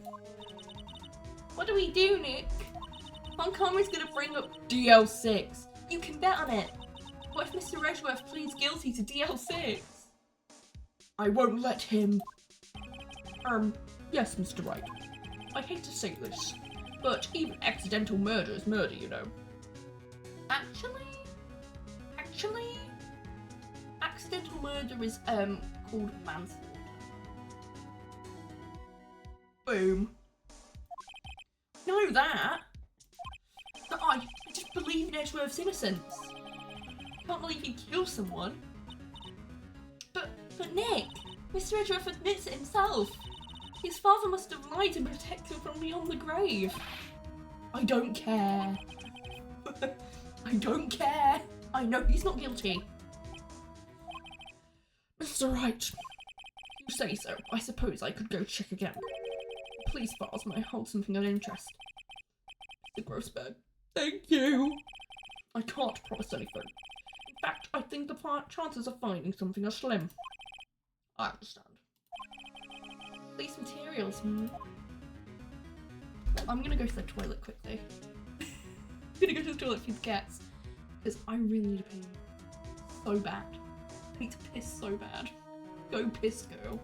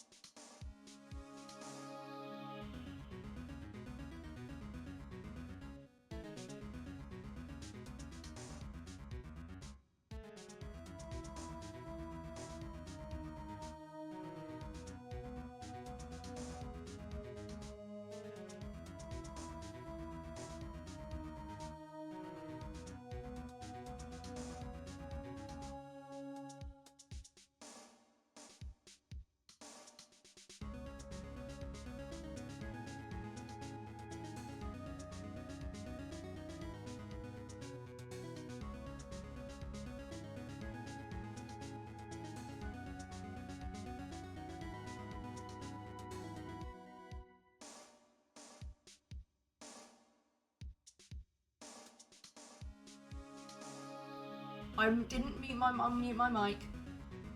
But yeah, I went on a vacation to the toilet. I got sidetracked because I went downstairs, popped my head into the living room, and saw that my celebrity crush was on the TV. So I just kind of like stared. I'm like, yes, please. I'm like, so that distracted me a little bit as well. But yeah, but I'm back. I went on a vacation to the toilet, the European toilet. It's so funny that like Europe seem to be like so out there in Ace Attorney land, but like I've never left Europe. I've never left Europe. Like all the holidays I've been on, have been like 3 different holidays, different countries. No, 4, and they've all been in Europe. So I'm stuck in Europe forever. Never leaving Europe. Oh yeah, wee. It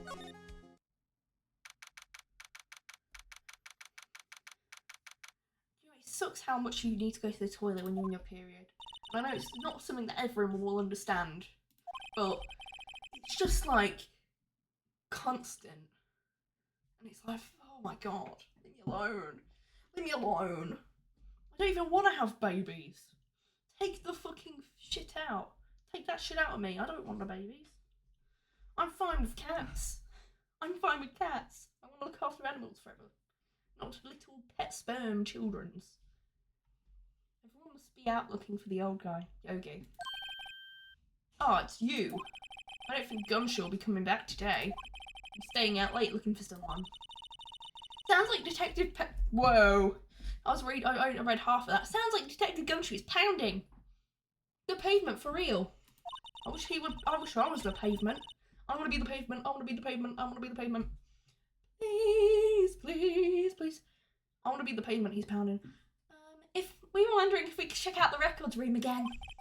Oh, now I can't just have anyone wandering around in there. But I guess Mr. Von Karma is in there now anyways. Wow, you can go in as long as he's in there.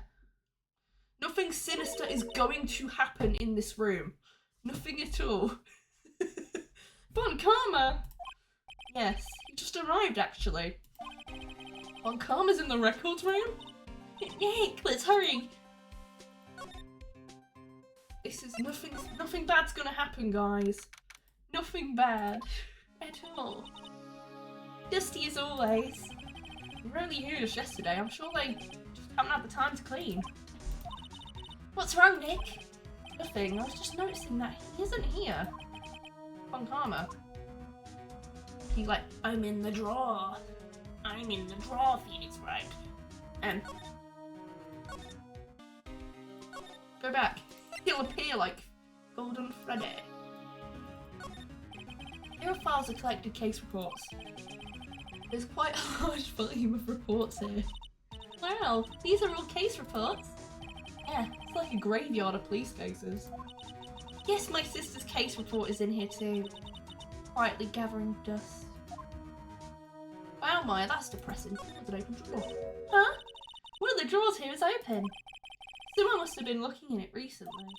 The label says, unsolved cases, evidence. Unsolved cases. Nick! The file for DL6 is completely empty. What? What are you doing in here? Don't look at me from the front. Bad enough seeing it from the side. Disgusting. Disgusting. Von Karma. You. How do you know my name? Huh? Have we met? What are you saying? We see each other every day, don't we? We're miles out of defense team. Defense team. Ahem, I beg your pardon. See, I rarely remember defense attorneys. Don't smile at me like that. They are like bugs to me. Needless things to be crushed. See how this guy was Edgeworth's mentor. I hate him. Do you want to look at a picture of Gregory Edgeworth in the elevator? Fool! You think I, a prosecutor, would give you, a defense attorney, information? Ugh! Creep! I'm a creep. He's a creep, though. Mr. Edgeworth is your student, right? A romanticist who still can't shed that veneer of amateurism. Just like his father. Always second rate. Mr. Von Karma was fucking rude. You had an axe to grind with Mr. Gregory Edgeworth, didn't you? Me? A grudge against a mere defense attorney? Why? Because he dealt a blow to your otherwise perfect trial record? So you did. But what I don't get is, why did you take his son under your wing afterwards? Son of your most bitter rival. That, my dear attorney, is none of your business. Tomorrow will be the last day of this trial. It's been a while since I've had a defense attorney last this long. Whoa, in what way? In what way? What? What way? What? Still, you will lose in the end. Miles Edgeworth would admit his own guilt. Guilt of 15 years ago, you mean?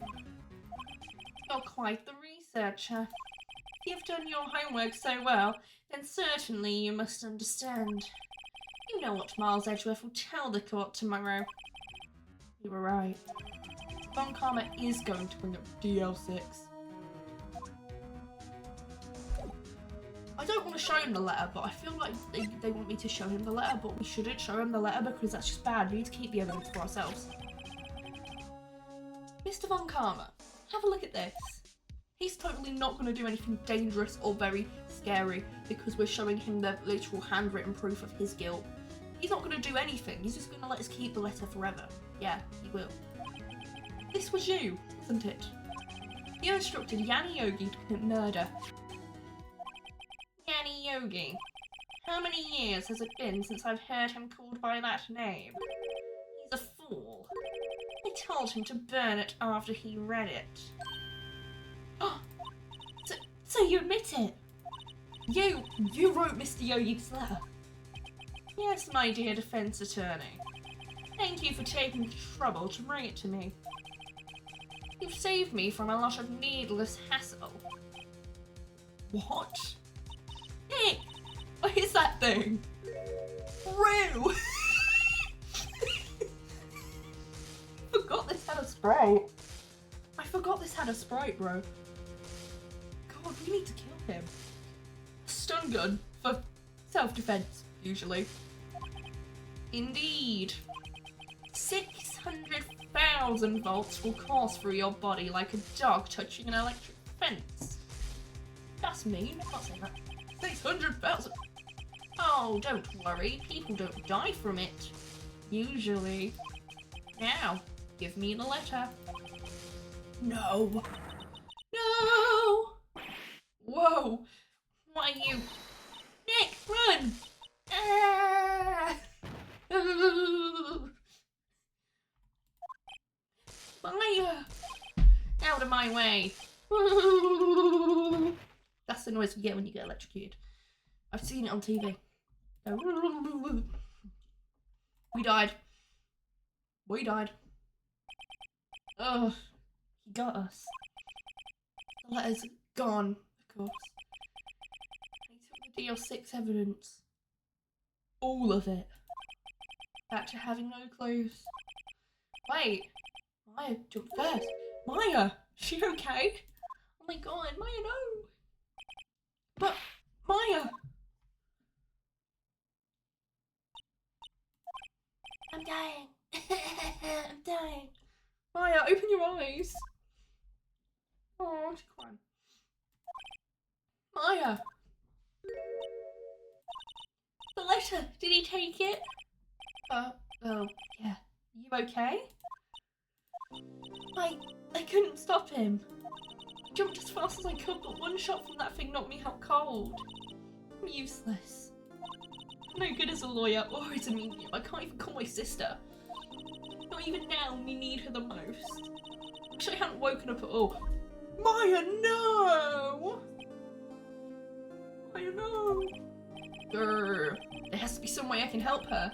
I better do something about her self-confidence first. Maya. She's holding something. A bullet? L6 incident evidence number 7. Taken from the heart of Gregory Edgeworth. I remember. Von Karma was holding this when Maya jumped him. I'll prove it to you, Maya. You're most definitely not useless. I'll prove it to you in court tomorrow. Prove it to her now. Prove it to her now. Oh. Just show her, look, you got this evidence, see? You're a good girl, you know? No, just wait till tomorrow. But it's so funny because why Phoenix, why the fuck would you show him that letter? You are an idiot. You have evidence that directly indicts him as a criminal, as the mastermind of this case, and you have decided to fucking show it to him.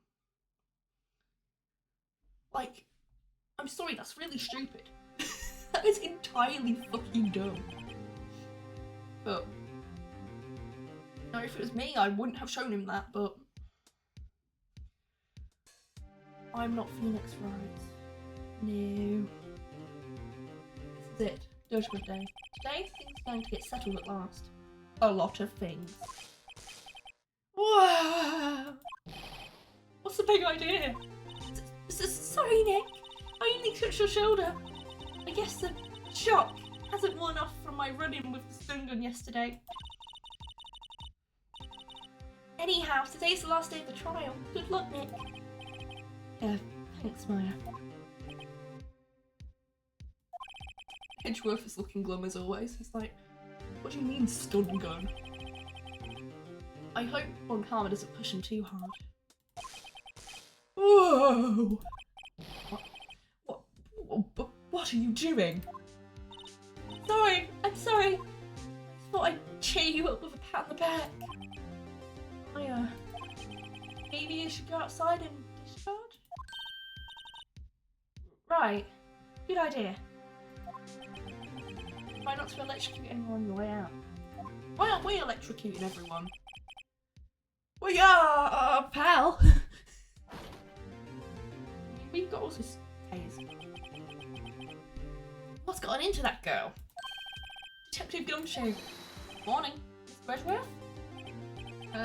Good morning. How did it go, Detective?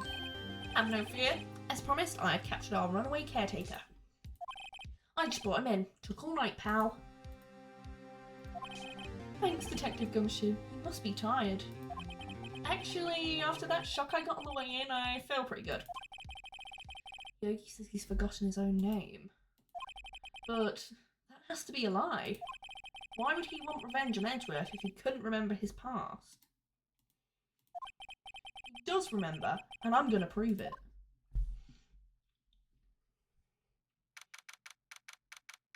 Oh my god, guys, December 28th. This is the DL6 day, guys. Oh my god, this could have no significance or bearing on the case at all. Court is now in session for the trial of Miles Edgeworth. The defense is ready, Your Honor. The prosecution is ready. Right. Very well. We've reached the final day of our proceedings in this trial. I ask that the prosecution submit decisive evidence. Understood.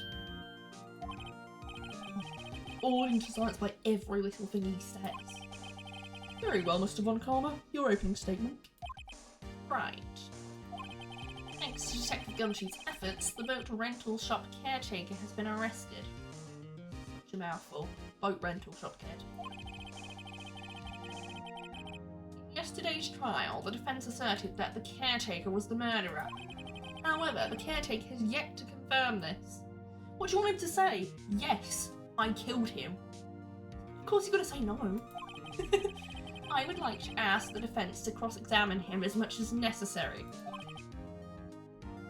Because I stole their evidence. Very well. Please bring the witness into the courtroom.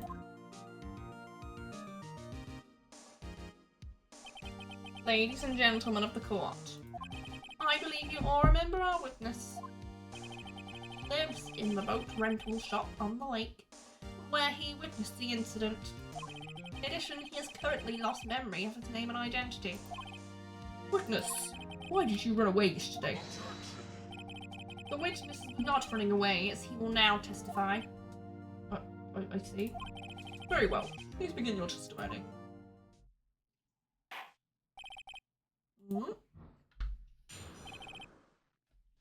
Why I left court? I'm really sorry about just leaving yesterday, like I did. But I wasn't running away or nothing. I went to buy some food for Polly, see? I figured I got nothing to do with this incident anyhow. I mean, I need one of those motive things, right? I don't got none. So my testimony yesterday stands as is. I haven't even been back to your place, mate. I'll press first, though. You're not sorry. Die. I'd call what you did running away and not just leaving.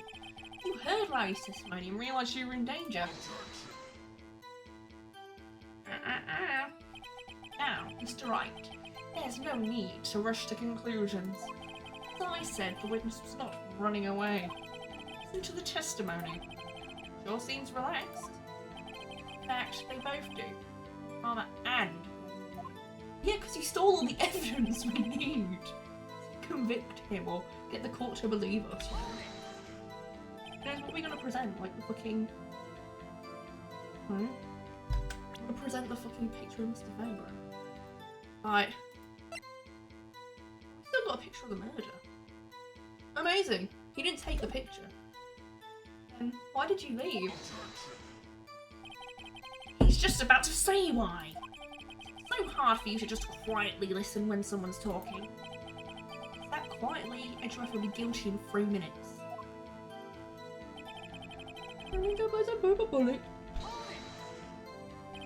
Dude. Well, Polly is a bit of a gourmand, you see. He only eats these high-quality bird pellets from France. We only have them in the big pet shop downtown. But you weren't arrested until this morning. Why didn't you go back to the caretaker's shack? Well, I kinda got lost, you see. Witness has trouble remembering things sometimes. When the police apprehended him, he was on his way back to the shack. Yeah, right. Nice try, one car. No one's gonna believe that. I see. So he was lost. Please, Your Honor. Please, Your Honor, stop. Stop it. I got nothing to do with this incident.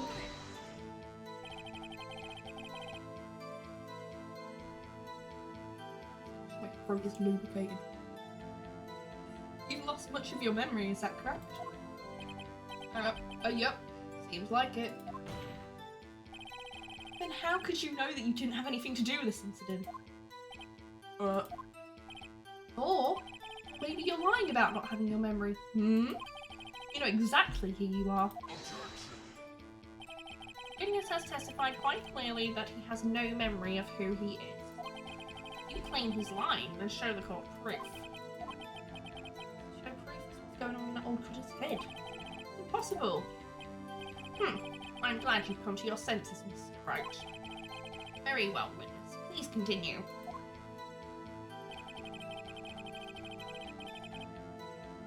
I need a motive and I don't have one. How can you say you had no motive? I say you do. You had a grudge against Edgeworth and the victim, Robert Hammond. That's why you took revenge on them, right? Please don't make me repeat myself, Mr. Wright. This witness has no memory of anything beyond several years ago. He can't hold a grudge. It's impossible. Find that memory. Otherwise it's going to be the same thing over and over until the trial ends. Might I say something, Mr. Wright? Yes, Your Honour? You've been saying the same thing now over and over. You've been calling the witness's memory the partial like the Reverend Christian. But does this really have anything to do with the current case? Of course, Your Honour. The witness has said he has nothing to do with this case and no motive. Both of these statements are lies. Whoa. The audience going, whoa, Making that sound effect. order, order. Mr. Wright, there is a serious problem with your claim. Or are you saying? You're saying you know who this witness is? Of course, Your Honour. Oh, now this is interesting. I would like to know myself. So, who is he? Oh, don't play dumb, Von Karma. Mr. Wright, please tell me. His name is Gregory Edgeworth. His name is Yanni Yogi, a former court bailiff. Yogi.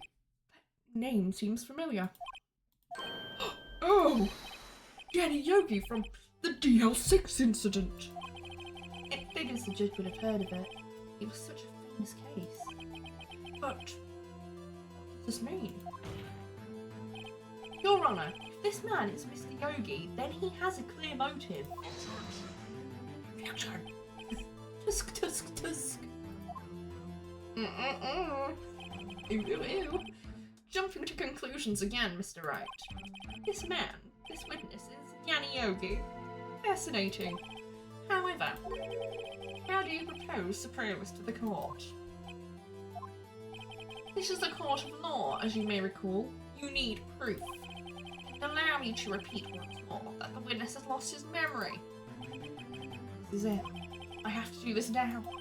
If I can't prove he's Yogi right here, right now, then I've got nowhere else to go. Nick, how are you going to prove it? How do you prove that he's Yanni Yogi? It's okay. It's actually quite simple. Your Honour, please take this man's fingerprints. Oh, I know what's coming up. One of my favourite fucking running gags from a streamer that I've Had like ever known. Oh, I'm so excited for this. Then we'll compare them to the fingerprints on file for Yanni Yogi 15 years ago. I see, that makes sense. Tisk, tisk, tisk. Huh? I am so very, very sorry, Mr. Wright. Why? The witness has no fingerprints. What? What? No fingerprints? You see, before I worked as a caretaker, I worked at a chemical plant. I burned my fingerprints working with the stuff. Yup. What? What do you think?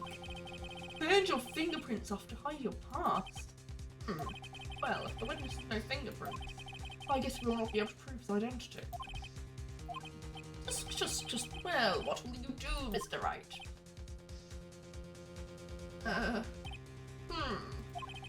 Seems the case has been decided, no? No. You know what happened? I know everything. I just can't prove it. No, I can't let it end like this. I can't lose. There has to be another way. There is no one who can testify as to who this witness is. No one. Nick, what are we gonna do? I mean, we consider that he might have erased his fingerprints. What do I do? Well, Mr. Wright, perhaps you'd like to cross-examine his parrot for a little comic relief. Yeah, very funny. You're a sole winner, Mr. Karma. Wait a second. Cross-examine his parrot. What is it, Nick? No, you're not going to. Your Honour, the defence would like to take Mr. Von Karma up on his proposal. Take Mr. Von Karma up? On my proposal? Exactly, Your Honour. I would like to cross-examine the witness's pet parrot. Boom. So you see, Phoenix, right? He has no fingerprints. Because I burned them off at the chemical factory. Von Karma and the Chemical Factory, my favourite fucking running gag.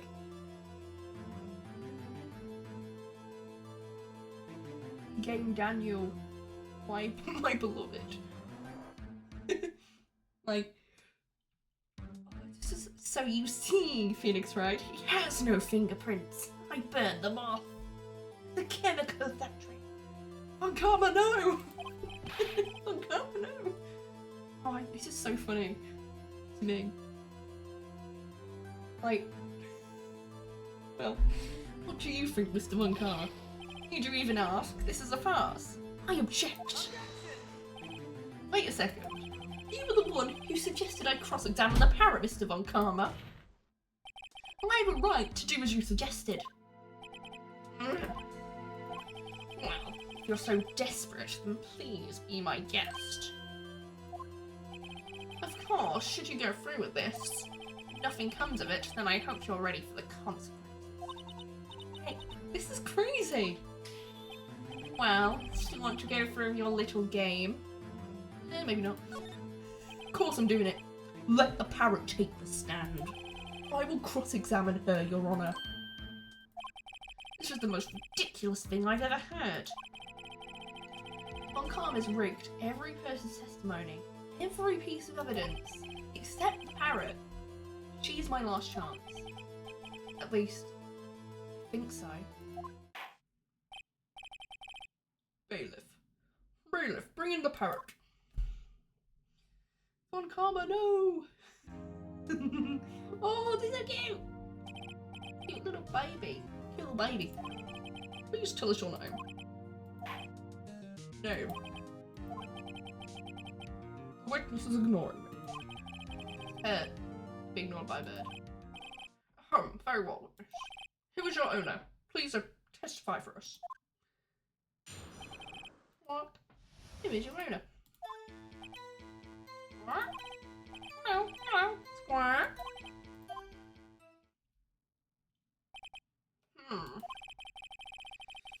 Certainly the most concise testimony we've had so far. Very well, begin your examination. Right. What are you going to do, Nick? I don't know. What do we do, Maya?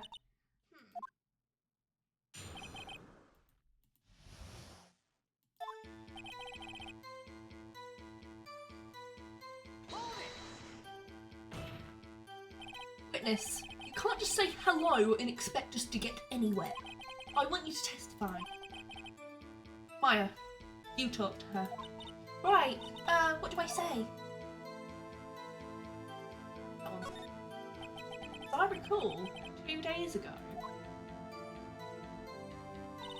Holly, have we forgotten something? Squawk? Don't forget DL6. Squawk? I could do with backing a lot of money as a parrot impersonator. I could.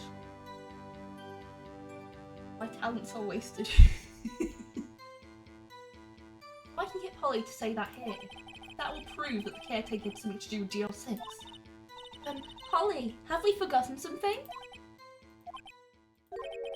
Hello, Squawk? That's not what you're supposed to say. Forgot! Something we forgot! Hello, Squawk? Oh, it's not working, Nick. She won't say it. It's ridiculous. Why won't she say it? Tisk, tisk, tisk. Something the matter, Mr. Wright? Wait. Don't tell me Von Karma expected this. He couldn't have retrained the parrot, could he? Did he train her not to respond when we asked if she's fine? Von Karma, no! So you see, Phoenix Wright, I have retrained the parrot. Can I put something else?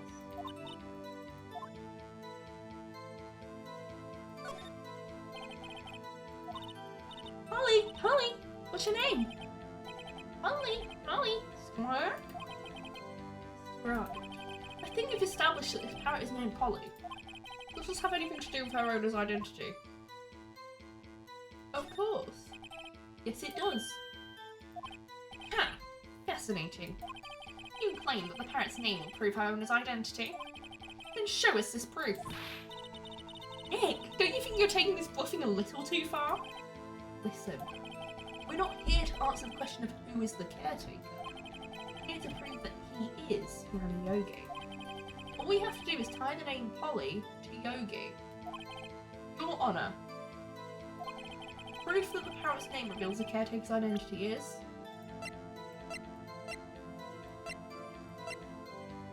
What?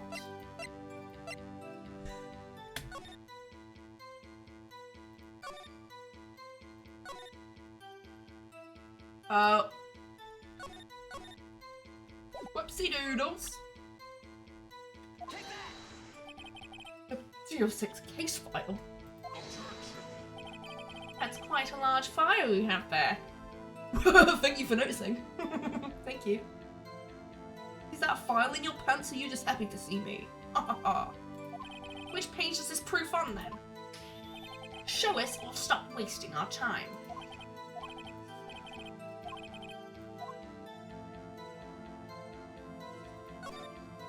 It's on the suspect data page. Page is all the information about Yanni Yogi.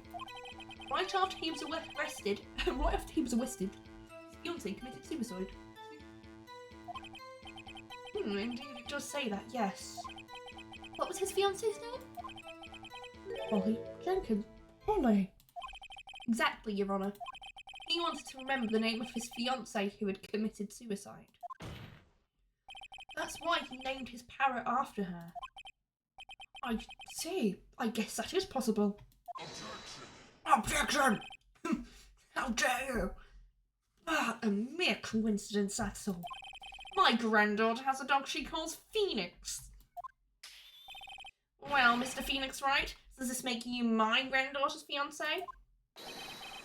She's only 7 years old. Oh, uncommon. Indeed. Alone, just a little weak for evidence in a murder trial. We need some other corroborating evidence. Ah. Nick, we're getting closer. One more. Just get one more piece of evidence. Wait, but what? Very well, witness. You may continue. I guess we just press all the buttons. Press the button.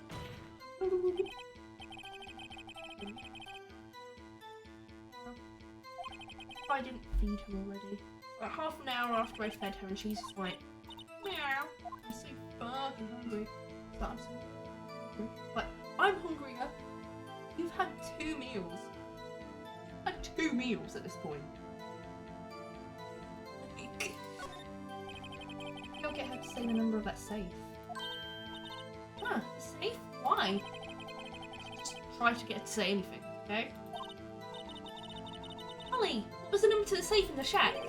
122. Oh yes, the daily, of course it is. Duh. 1228 1228. My, what a reckless parrot. Well, Mr. Wright, you aren't claiming that this number has something to do with the caretaker? What? Who would have thought? Actually, it does. That's why I had her say it. Loser. Ha, ridiculous. How can the number to a safe tell us who the caretaker is? Show us your proof. What could possibly link this number to the caretaker's true identity? Same thing.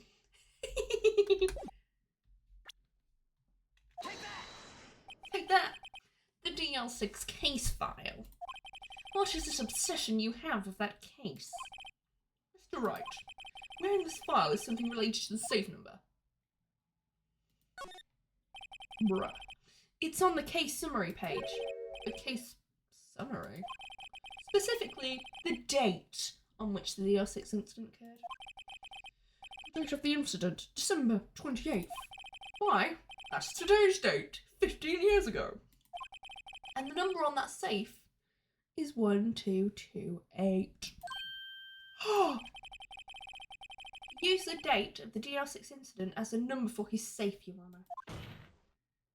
That's how important that date was to him. I see. It certainly is an interesting coincidence. People often do set their secret numbers to date. How do we know this wasn't his birthday? So you see, Phoenix, right? He's actually born on the day of the Deal 6 incident. Oh, shut the fuck up. Bah, this is not tangible proof. I set my ATM card's number to 0001 because I'm number 1. This has nothing to do with a date. Nothing. Tell me the 3 digits on the back of your card on Karma.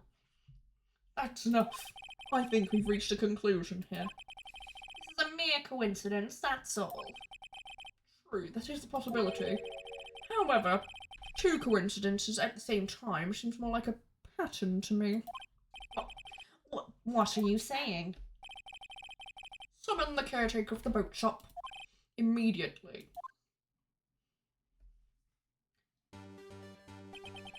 Let me go. Witness, tell us your name.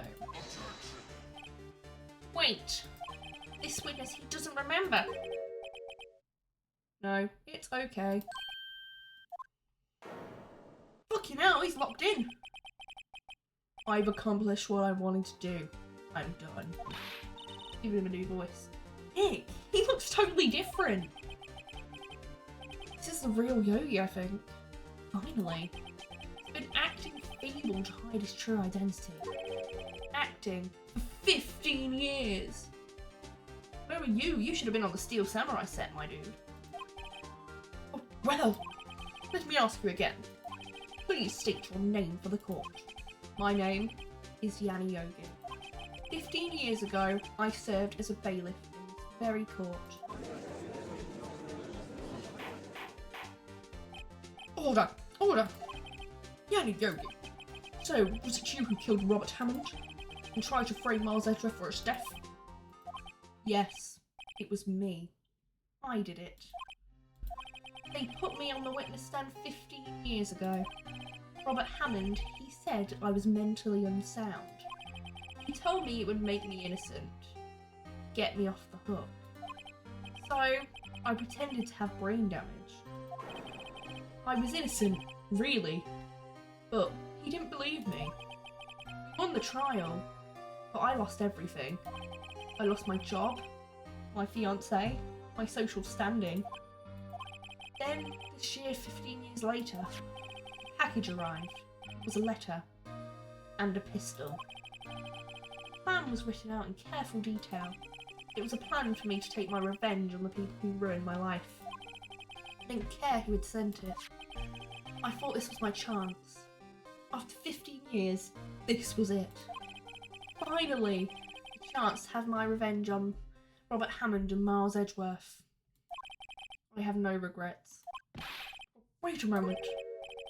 Revenge against Miles Edgeworth? What do you mean?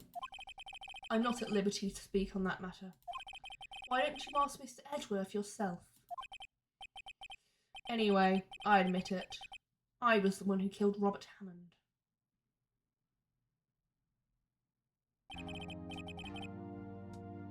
On Karma, where's Mr. Yogi? Under arrest, Your Honour. I saw no room for error in his confession. And the defendant, Miles Edgeworth, is innocent. In this case, at least. Very well. Will the defendant please take the stand?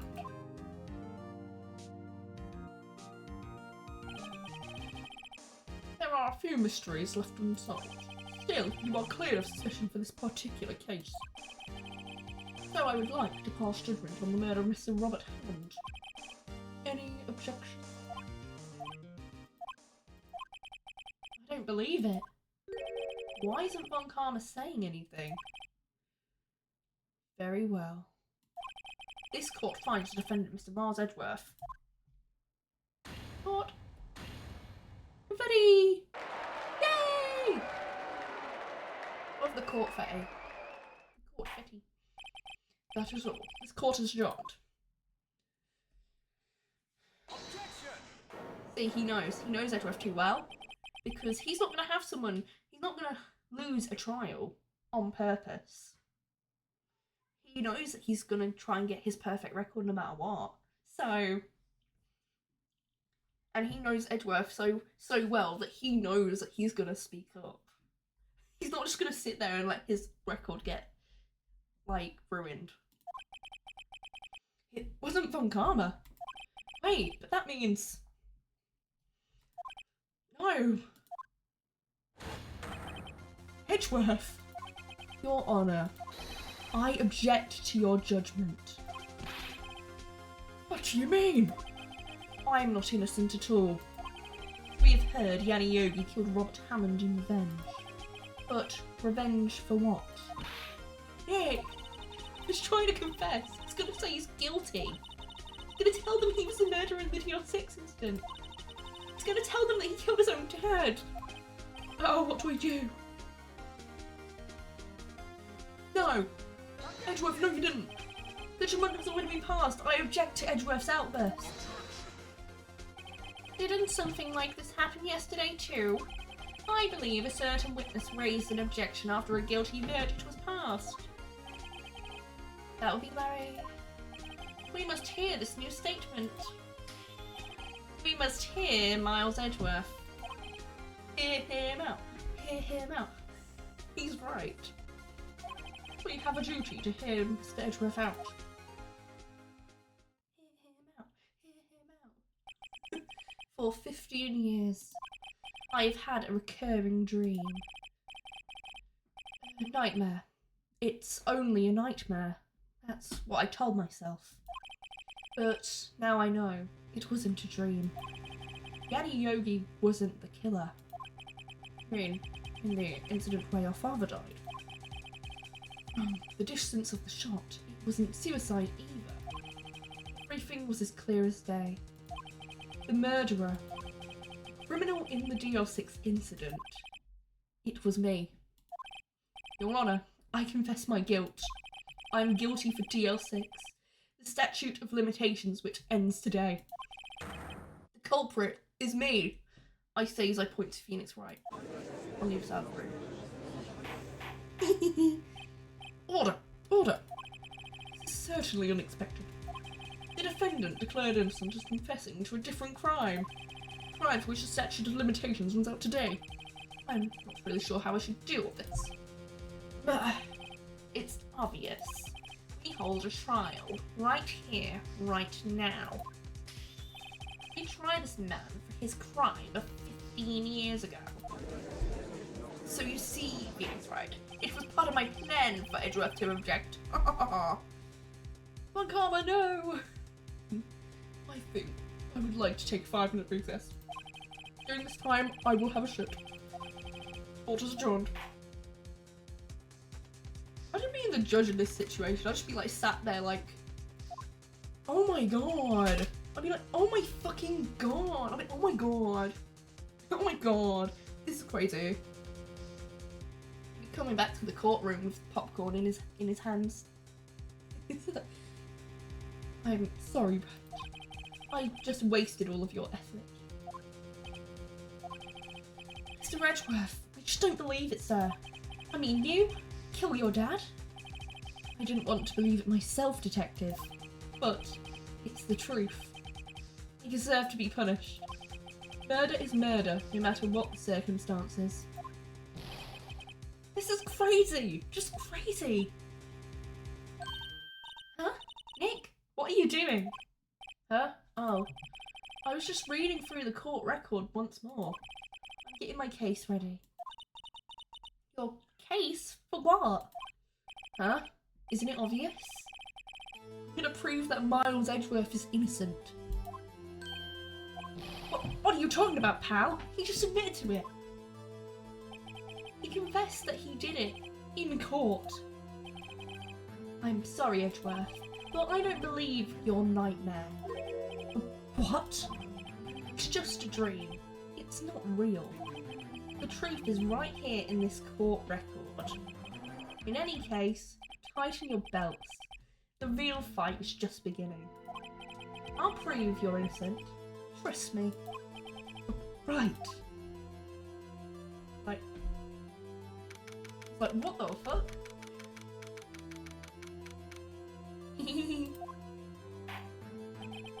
Now then, I would like to resume our trial. After I save the game.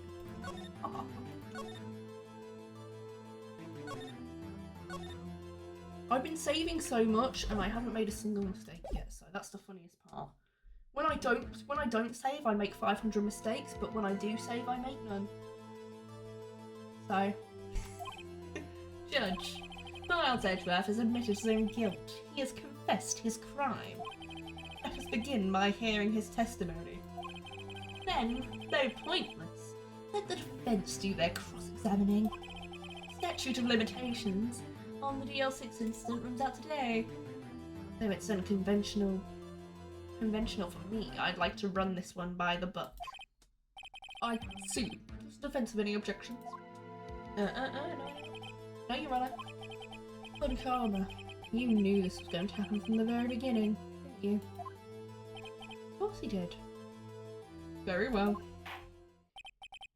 Will Miles Edgeworth take the stand? Will the witness state his name and profession? Miles Edgeworth. I am a prosecuting attorney. Mr. Edgeworth, 15 years ago you mistakenly killed your father, Gregory Edgeworth. Is this correct? It is correct. Then, testify about this matter to the court.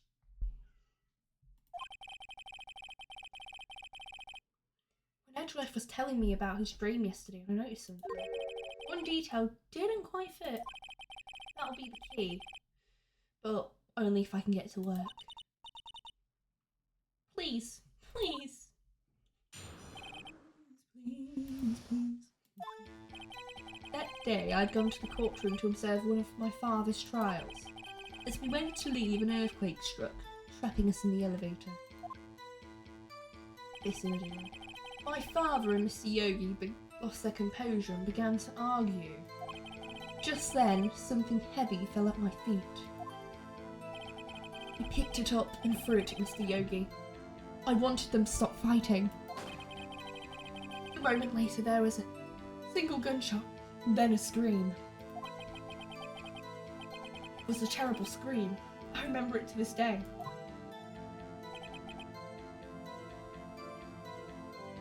That's all.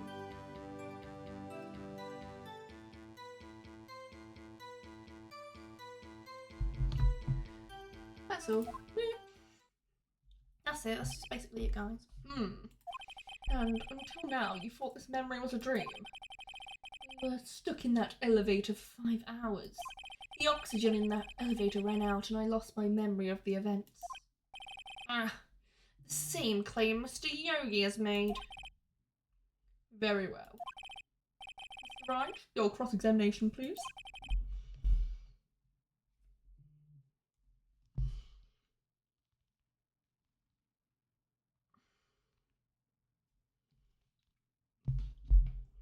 My phone is pinging.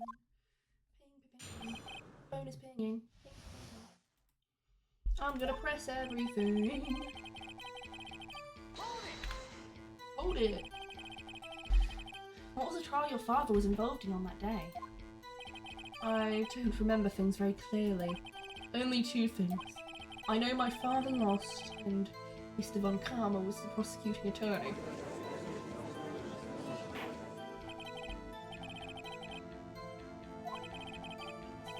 Years ago, I don't remember the details.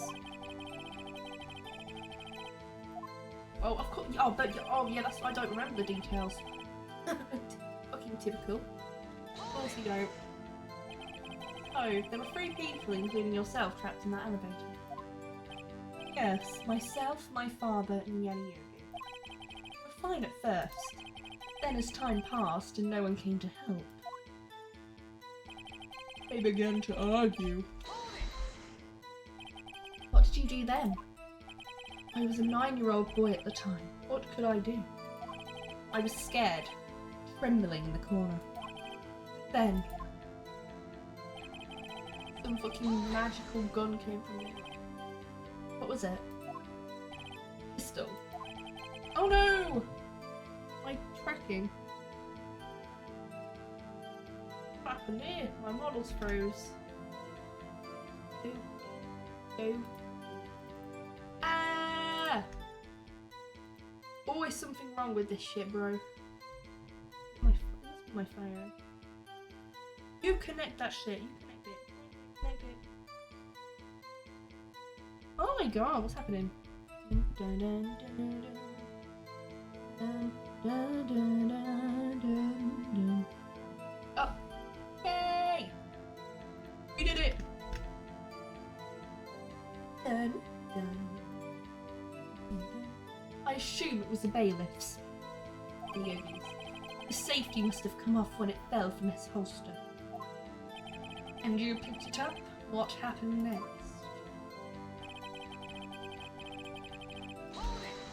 Do you know it was a pistol when you threw it? I think I knew. I knew it was dangerous. But the air was getting so thick, I panicked. So, you're saying you threw the pistol at Mr. Yogi? I was in a daze. A moment later, the gun fired once. Yes, I think after I threw it, I lost consciousness. Since then, they've echoed in my head every day. That gunshot and that horrible scream. The scream.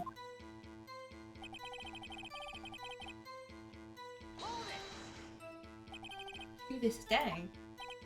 Yes, I can practically hear it now. I doubt I will ever forget that scream as long as I live. One part of that testimony clearly contradicts the evidence. But I don't know what it means. Find out, and quick. Alright, let's figure this out.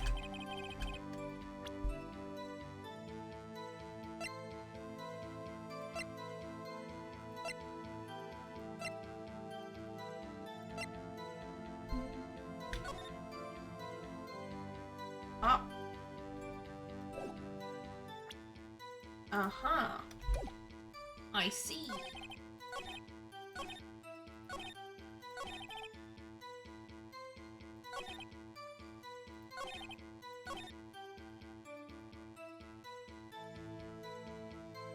I don't know which one I'm going to present. Considering in the picture there's a hole in the glass, like...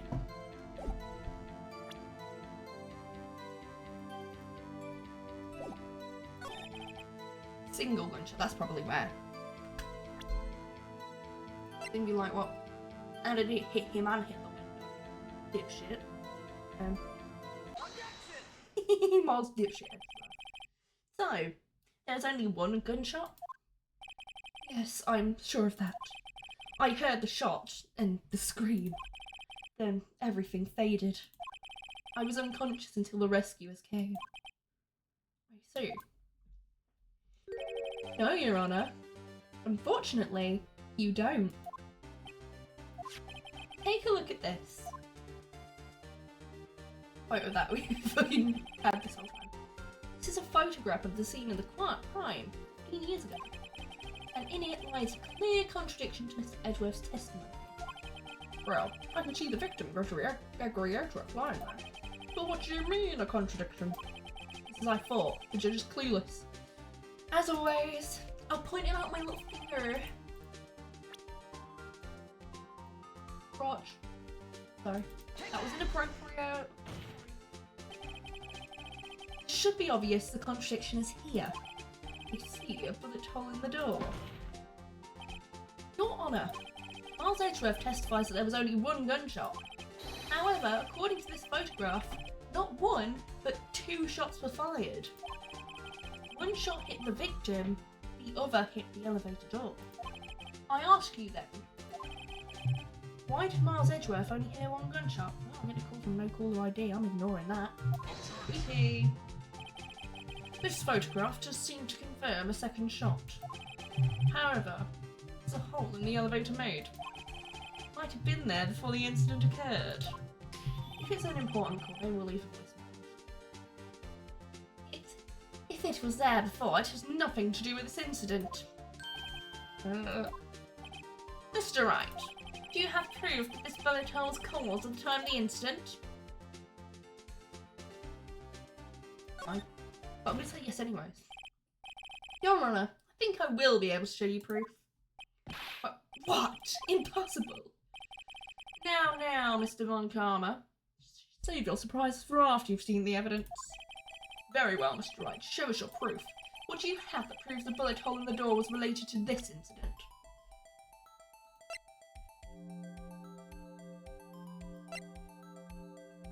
Gun? Mr. Wright, please think how we feel about having to look at this evidence. Alright, first strike. I'm gonna save. They're kind of bullshitted, you know. I wasn't thinking, because I was distracted by that call. I don't know.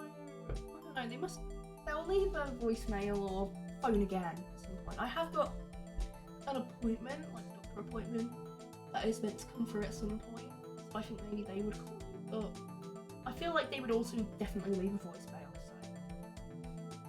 so. Oh. Duh. Am I an idiot? Yes. Yes, I am. Oh. Page, like, what page is it on? What page is it on, Phoenix Wright? Page 2, get fucked. Your Honor, the answer is in this file. Objection. You do enjoy dragging out that file, don't you? I don't accept this evidence unless you can tell us what page it's on. Which page shows the link between the bullet hole and the GL6 incident? I wonder. It's not like I just fucking did that. Oh, I didn't mean to do that. What did I press?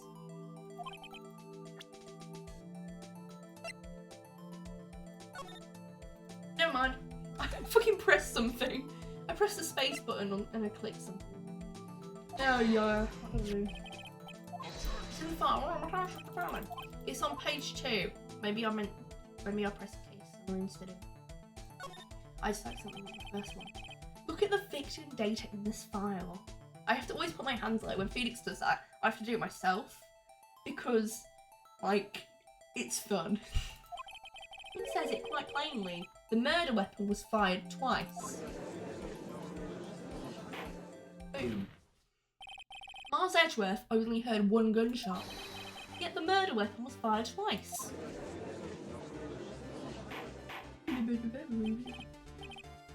Order. Mr. Wright, what are you driving at? Simple, Your Honor. At the time of the incident, 2 shots were fired. One went into Gregory Edgeworth's heart, the other hit the elevator door. Remember that the defendant lost consciousness after the first shot he fired rang out. Conclusion, you must agree that the second shot was fired by someone else. But Mr. Wright, but who could that someone else be? The murderer, of course. I knew I should have stepped in before your wild fantasies got out of hand. Mr. Wright, look once more at the DL6 incident case file. Look closely. Try the case summary page. Case summary? It's on page 1. Look what is written there. Not a single clue was found on the scene. Can't take it away, bro. If the pistol had indeed been fired 2 times, the other bullet would have been discovered on the scene. You both have a point. That second bullet has never been found. Why? The second bullet does not exist. The bullet that claimed Gregory Edgeworth's life was the one fired by his own son. That is the truth of this matter. The whole truth. Undoubtedly, something else had made that bullet hole in the door. Oh, it was undoubtedly someone else made the bullet hole in the door. What? Other than a bullet, you mean? Right, just proving one thing to us quite clearly. The murder weapon was fired twice at the time of the incident. However, Mr. Von Karma says the second bullet fired was not found. highly unlikely that the police merely overlooked the second bullet. So, all we have is a single bullet fired. I'm afraid I have to discount the defence's claim. Tisk, tisk, tisk. I praise the judge for his wisdom in this matter. Gah! How did this happen? I don't believe that the second bullet didn't exist. Was I wrong? Have I been wrong about this whole incident? What are you doing, Nick? Why aren't you raising an objection? Sorry, Maya. What? Looks like I was wrong. Nick? If the second bullet wasn't there, then my conjectures are for nothing. No! But you said you'd do it, Nick. You said you'd get Edgeworth declared innocent. I'm sorry. The photograph thought that 2 shots had been fired. So certain of it. Thought I'd won. Thought there was another person. Someone else who fired the killing shot. But now, I was wrong to think it could be that simple. The case has stood unsolved for 15 years. Nick. Well, it seems we have finally cleared up the incident.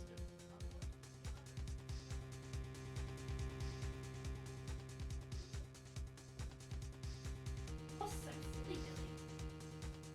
What's so silly, Billy? So silly. I think your name should have been Billy. He's a silly Tom. Silly Tom. He's like, oh, I need you to come. I want you to come in your room again. Like, fine. Only 1 bullet was found at the scene of the crime. That shot was fired by Miles Edgeworth. Precisely. I would like to ask one thing of Miles Edgeworth before passing my verdict. Have you been paying attention to the trial so far? Yes, Your Honour. Have any objections? No. No, I do not. So, you killed your father. Though that was not your intention. Yes, I did. Oh no! He's accepted the guilt! Very well. The statute of limitations on the murder of Gregory Edgeworth's murder runs out today. Therefore, I must pronounce a verdict on the defendant right here. Right now. Indeed. Does anyone have any objections? Mine's gone blank. I have an objection. Objection! Your Honour. I object.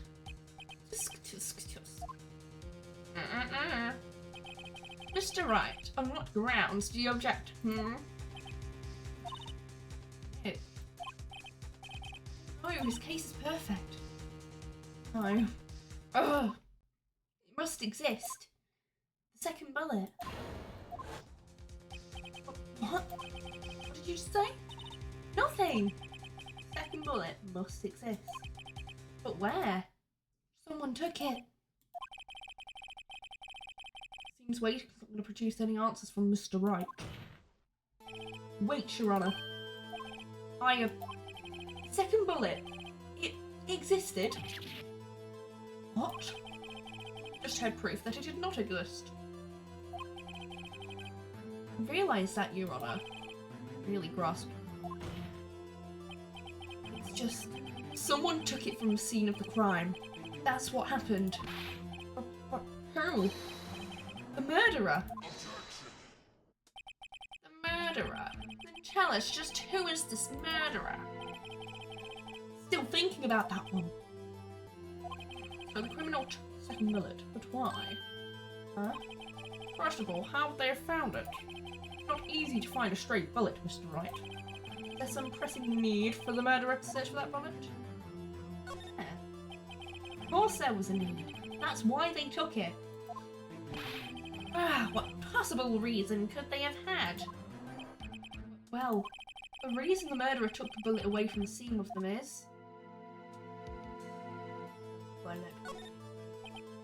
maybe special bullet. Very well. Why would they only take one of the 2 shots? Fine. It's both. Ah, I misclicked. I misclicked.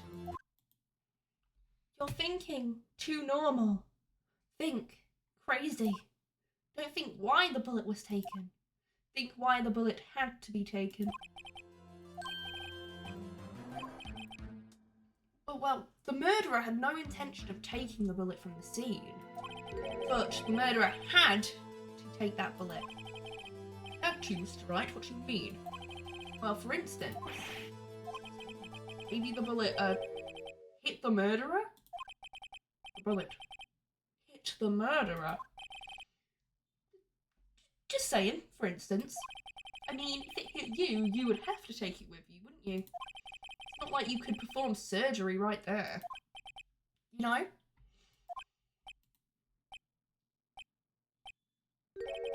Wait a second. I was just talking off the top of my head, but what if that's what really happened? Let me get this straight. So at the time of the murderer themselves was shot, and they left with the second bullet still inside of them, just leaving only one bullet at the scene of the crime.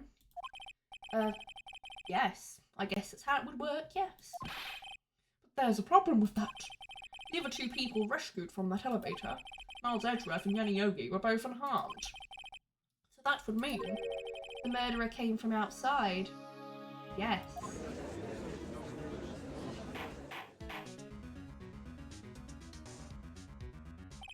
The two men fight inside the elevator. Trying to stop them, the boy picks up the pistol at his feet and throws it. The pistol discharges, and the bullet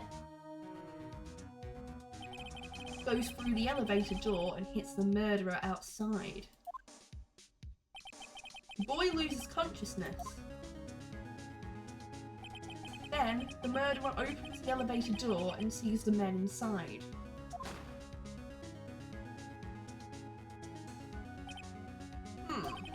Right. You are truly the most unpredictable defense attorney I've ever known. I can tell you're grasping, yet I can't deny the possibility of what you say. What are you saying? Deny it! Deny it! No one involved with the incident was wounded. There was no murderer. No one was wounded at the time of the incident. He's right. I can't think of anyone. Hey, Nick. I just thought of something really crazy. Crazy? Remember what Mr. Grossberg said yesterday? Gregory Edgeworth dealt a blow to his perfect trial record. Wow. Must have been quite a shock for Von Karma. He took a vacation. Several months after that, you see. Yes, an unusual event for the man. That was the first and the last vacation he's taken in his many years of prosecuting. What if Von Karma didn't take that vacation because of shock, but took it because he was injured? Which would mean, it'd only mean one thing. He was the murderer in the DL6 incident. He was the man who shot Gregory Edgeworth. It was Von Karma. Oh man. Something wrong, Mr. Wright. You seem dazed. No, Your Honour. Well? You have indicated the possibility that the murderer came from outside. Give us the name of your suspect. Uh-oh. Should I come out and say it now? Eh. Of course.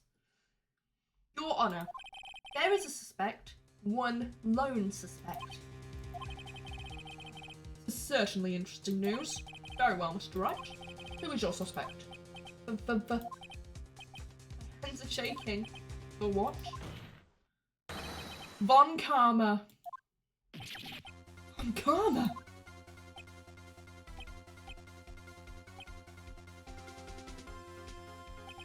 You mean the Von Karma, the prosecutor, the one standing right over there? Don't object. I see no need. Why honour this ridiculous outburst with my objection?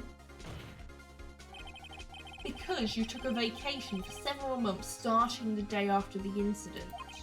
Yet you pride yourself on a perfect record. Why would you take such a long vacation without any reason? So you're claiming I took a vacation to heal my injury from the incident? Fascinating. Prove it. I would have needed surgery, no? Where did I go under the knife at, Mr. Wright? Bring the doctor that operated on me. Have him testify. Ugh. Nick! Let's find out who his doctor is. It's no use. Edgeworth. I know Von Karma, perhaps too well. Perfect. Wouldn't leave him. Probably didn't undergo surgery. That would leave a doctor as a witness. Nobody's that perfect. So what, Nick? Von Karma pulled the bullet out by himself? It's insane! No. Couldn't have. You can't just pull bullets out of yourself. Wait. What does that mean? That bullet has to be somewhere. But where?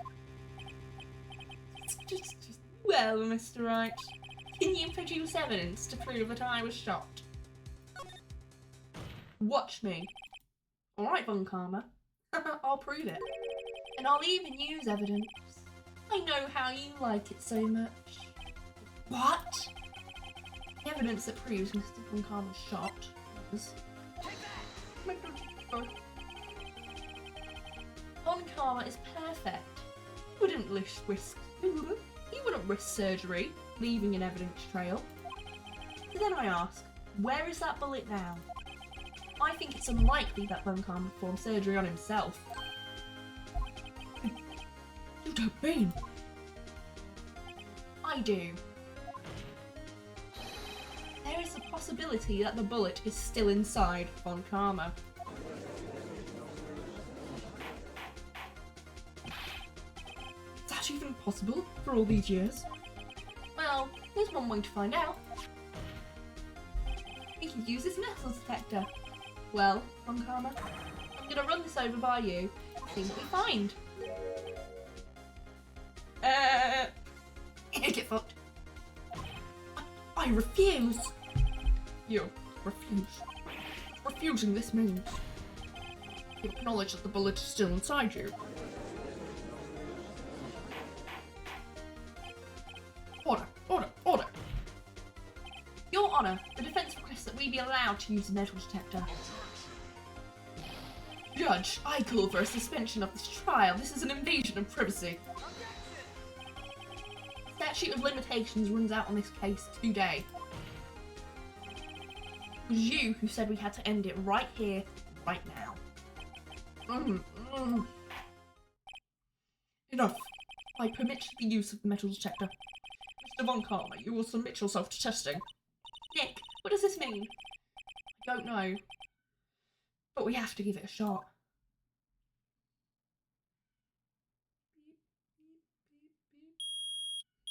Beep, beep. Ooh. Microwave. Reacted. Something's inside his right shoulder. The bullet. Mr. Von Karma. You. It was you. I was afraid this would happen, so I remained silent. Indeed, there is a bullet in my shoulder. However, it's nothing to do with this incident. What? I was shot in the shoulder long before the DL6 incident. I claim that the bullet in my shoulder has no relation to DL6. Mr. Von Karma, can you prove that? Prove? I have no obligation to prove anything. It is Mr. Wright who must prove something here. Not I. Right. Well, you prove it. You prove that the bullet in Von Karma's shoulder is from DL6. Of course he can't. You don't have any of the DL6 evidence. That's because you took it out of the records room yesterday. With no proof, you cannot convict me of any crime. I'm sorry, Mr. Wright. No, I'm the one who's sorry, Mr. Von Karma. What? You were close. One day away from freedom. But you see, I have proof. What? Who would have thought you would dig your own grave trying to convict Edgeworth? I can link that bullet in your shoulder to the DL6 incident. And here's my final proof. That's a bullet? Where did you get that? This is the bullet used in the DL6 incident. It's taken from the heart of the victim, Mr. Gregory Edgeworth. The bullet is preserved quite nicely, with all the ballistic markings intact. Ballistic markings? You may recall the term. Came from the first trial 2 days ago. Fingerprint again. 2 bullets in our possession. One, the bullet removed from Gregory Edgeworth's heart. The other, Von Karma, is the bullet buried in your shoulder. We can analyse both bullets. Then, if the markings match, we know that both bullets have been fired from the same gun. The very same pistol. In other words, the murder weapon that killed Gregory Edgeworth. Von Karma, you will let us remove the bullet from your shoulder. Then we'll compare the ballistic markings to those on this bullet and solve this case once and for all. Well, Mr. Von Karma?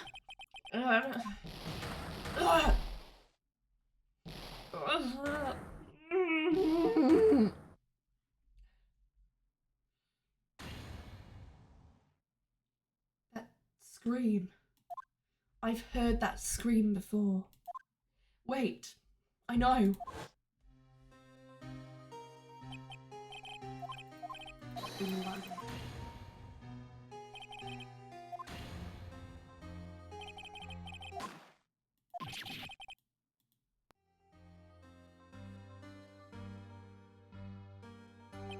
It's that scream I heard in the elevator 15 years ago. Von Karma, it was you who screamed.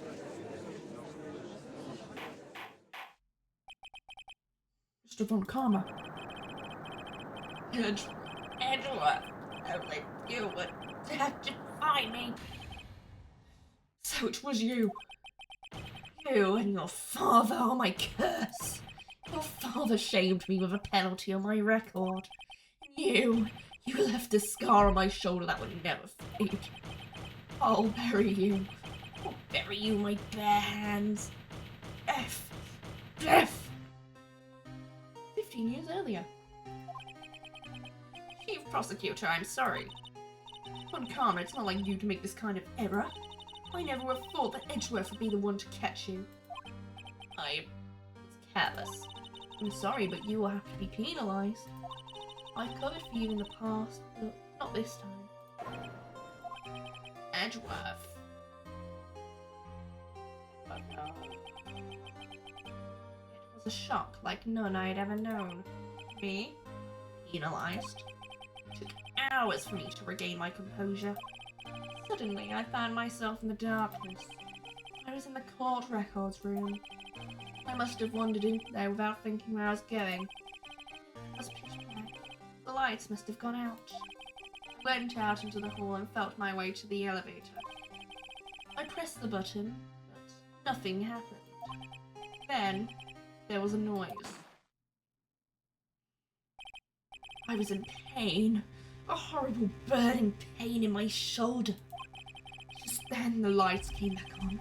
The elevator door opened before my eyes.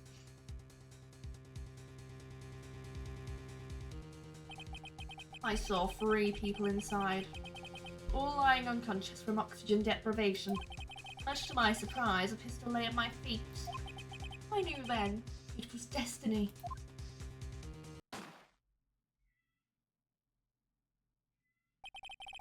In his last moments, Gregory Edgeworth was still unconscious. He died, never knowing who had shot him. Later, He spoke for a medium, blaming Mr. Yogi. He was fooled. It was the perfect crime.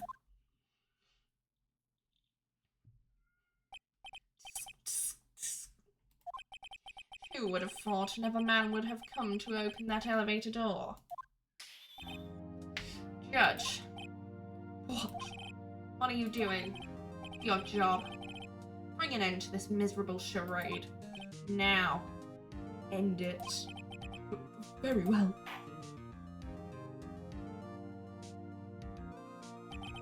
It is. We've come a very long way to the end of this maze. 15 years later. Mr. Miles Edgeworth? Yes, Your Honour. You are innocent. You are innocent. As you said, it was all a nightmare. Yes, Your Honour. Court finds the defendant, Mr. Miles Edgeworth, not guilty.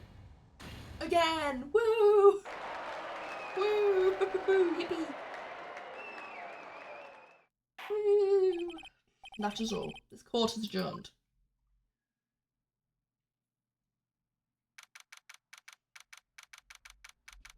I bet Edgeworth's fucking feeling well great. Well, he's probably feeling like, oh my god, that was amazing. Nick, we did it! Did you see his face? Uncomber looked even paler than usual. He's pretending to be all cool, but inside you crushed him, Nick. Crushed! I gotta say, I'm impressed. It was pretty close though. I was sure we'd had it.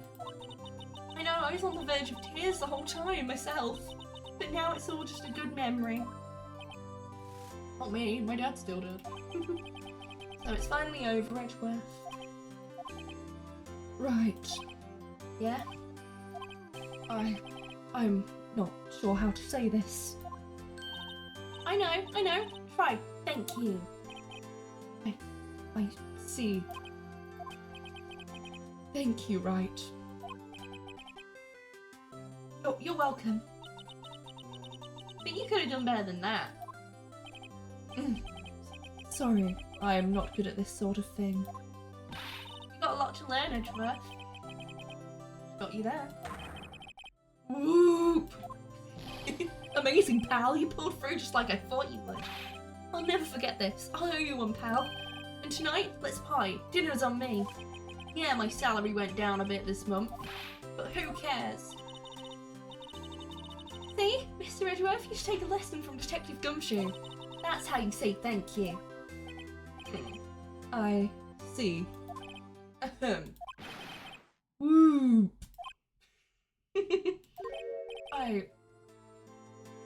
I feel foolish. Don't worry, take it a little at a time. You'll get used to it. 15 years since I've seen Edgeworth this unguarded. Hey y'all! Lotta! Y'all look great in there. Thank you. Yo, Edgeworth, congrats. Thank y'all very much.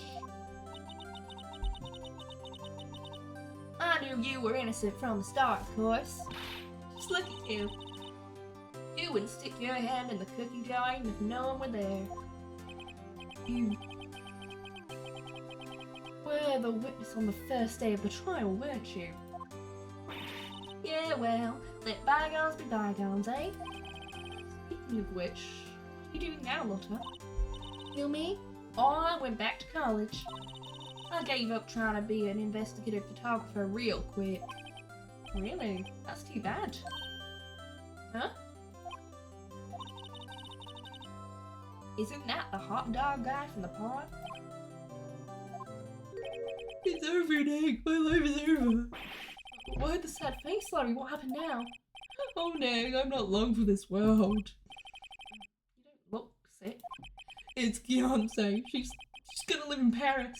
Paris, Nick. She's leaving me behind. Should have seen that coming. Yo, Edgy, there you are.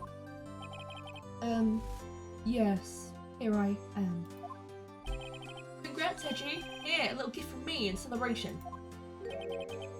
Celebration? That's unusual for you. Harry Butts, you come along tonight too. My treat, pal. Thanks. Looking forward to it. Yo, Nick, that's the suit that questioned me. When he says treat, it's not police talk for prison food, right? Right? I think you'll be fine, Larry. Right. Yeah, what's up? That envelope that Larry gave me, it's got money in it. Oh, yeah. It's not strange. People give money away to celebrate sometimes. It's $38, right? Huh? What a weird amount. It's not real, but it's not hot either. $38 exactly.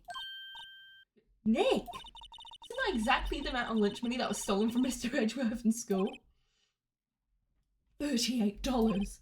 No! No, Larry, it was you? What are you so surprised about, Wright? He was absent that day from school, right?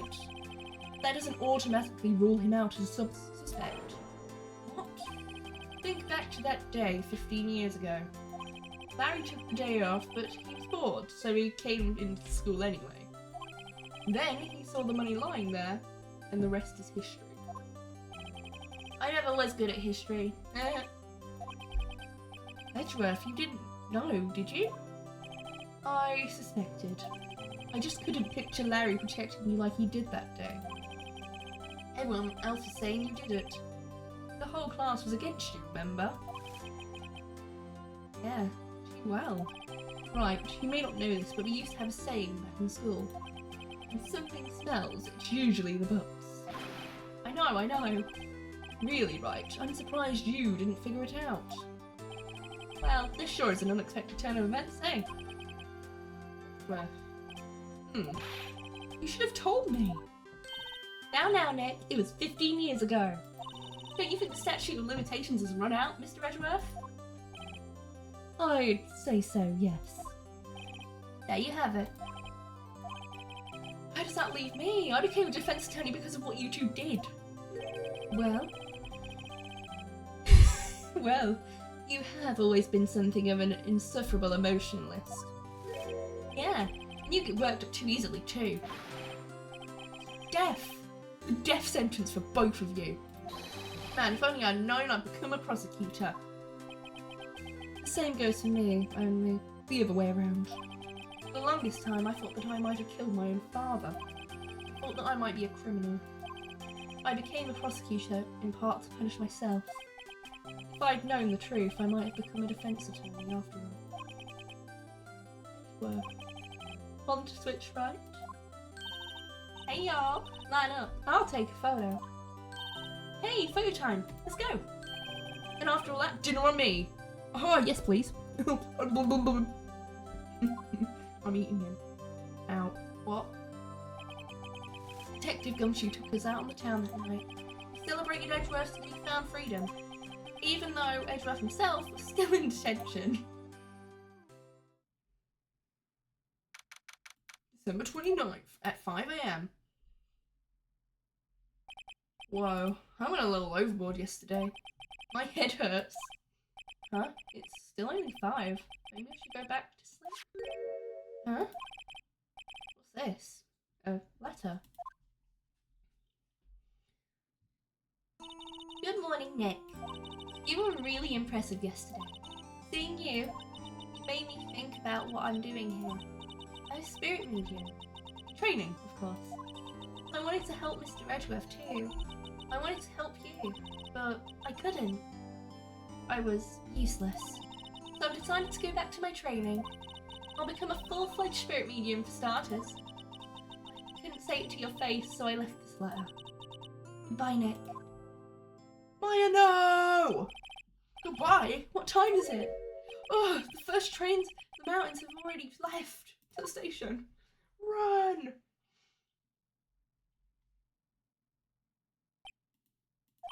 I guess I'm too late.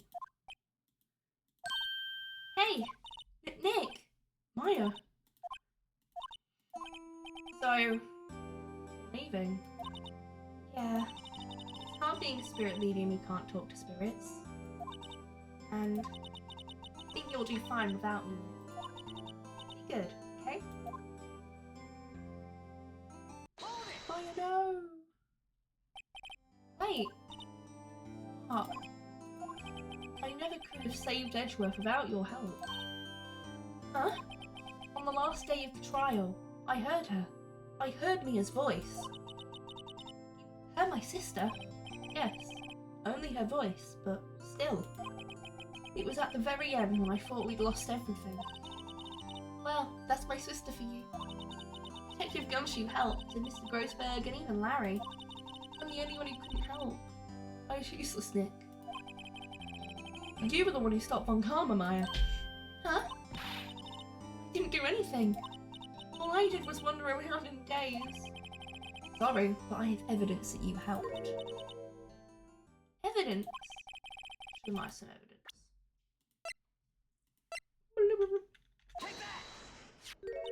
A bullet. Von Karma was convinced he'd taken all of the evidence pertaining to DL6. But you were the one who rescued the last piece of evidence we needed. This was the bullet that put an end to Von Karma. And to Gregory Edgeworth. And you were the one who gave it to me. Thanks, Maya. I couldn't have done it without you. I'll be back soon. I'm gonna complete my training and come back. Okay.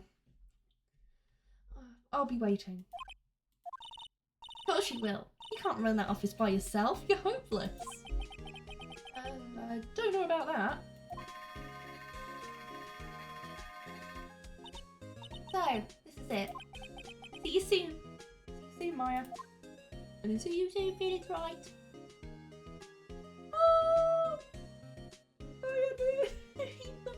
Thanks, Nick. Maya. Maya Faye, my little baby. And so, my story ends. Time to turn a new page. Say goodbye to the novice defense attorney that I once was. Now a new story begins. With the same old crazy cast of characters.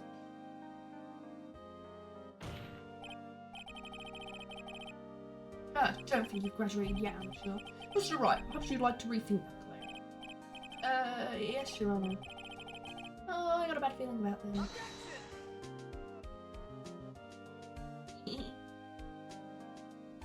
The goat! Hey, pal. Bridgewood came down to the precinct to wish me a happy new year. Talk about a pleasant surprise. Woo, Detective Gumshoe. Then he hung his head low and went right back outside. Kind of like he was embarrassed or something. Strange, huh? I don't remember every character voice I did, so we are gonna be fun. With this little bit. Everyone's gonna get a different voice. Shits and gigs. Huh? Nick? Nah, haven't seen him lately. Who, me? I've been working at a cheese shop. That missus a nice lady, but she's not exactly what you'd call a cheap date. Huh? Oh, she's in Hawaii right now, yeah. Cheese shop. Fucking love cheese.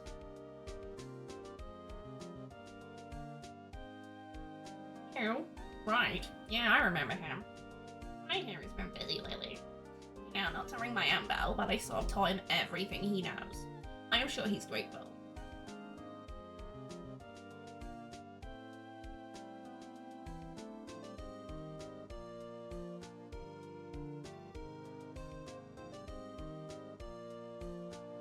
Phoenix Wright.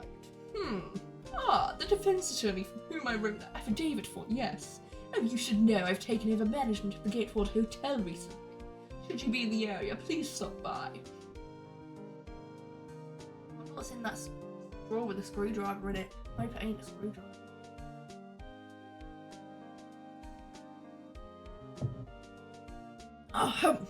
Oh, it's you. It's right. Oh yes, Mia's understudy, was he not? I wonder how he's doing. I haven't seen him of late. The days of my youth. Like the scent of fresh lemon, you see.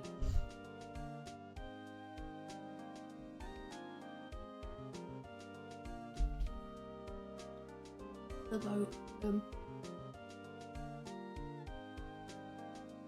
Phoenix Wright. Is he an actor? Well, I'm not buying it. You can't be a star of a name like Phoenix. You know they're trying to. How do I know what DVD is or what they? That's basically I'll show you how anyway. Oh my. Oh, baby's also. Yay! I'm pleased to announce the Pink Princess is a hit. I sure owe that Mr. Wright a great deal. And I'm keeping my face out the public eye till the show's over. I don't want to ruin any kids' dreams, you know? Wait, you're so cute though. You're so cutesy. Oh, you're so cute.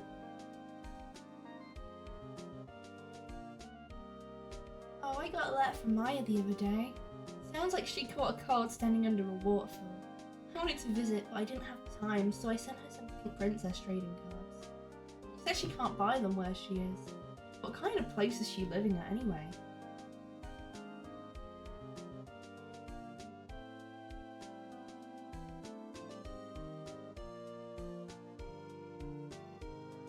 Right, who's that? You want to talk? Let's talk Pink Princess, alright? Well, you know, I snuck into the studio the other day, and I saw her, the one inside the Pink Princess suit. Oh, what a dog! It was kind of a shock for a boy at my tender age.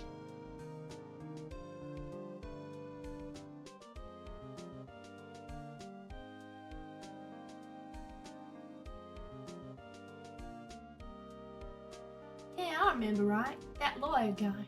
Not me. I'm in training to become a paranormal photographer. You know that picture I took of everyone? Well, just behind them, there's this ghost. For real. Now that's talent. I'm gonna be famous.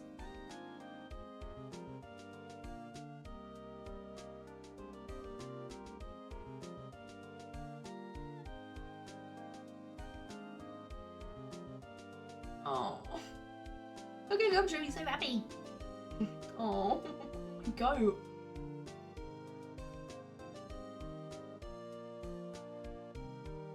Hey. Hold it. Extra case. Rise from my assholes. Rise from my asses.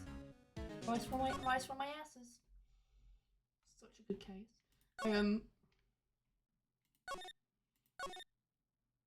Don't you? And we are going to not.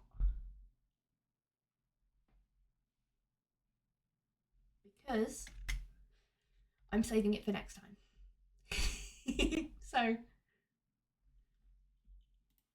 yeah.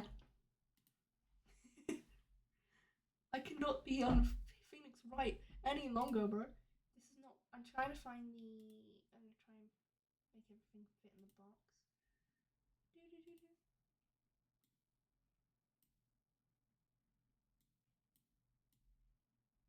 There we go. But yeah, it's fun. I really love Phoenix Wright. It's so fun. I'm not good at voices, but it's still fun.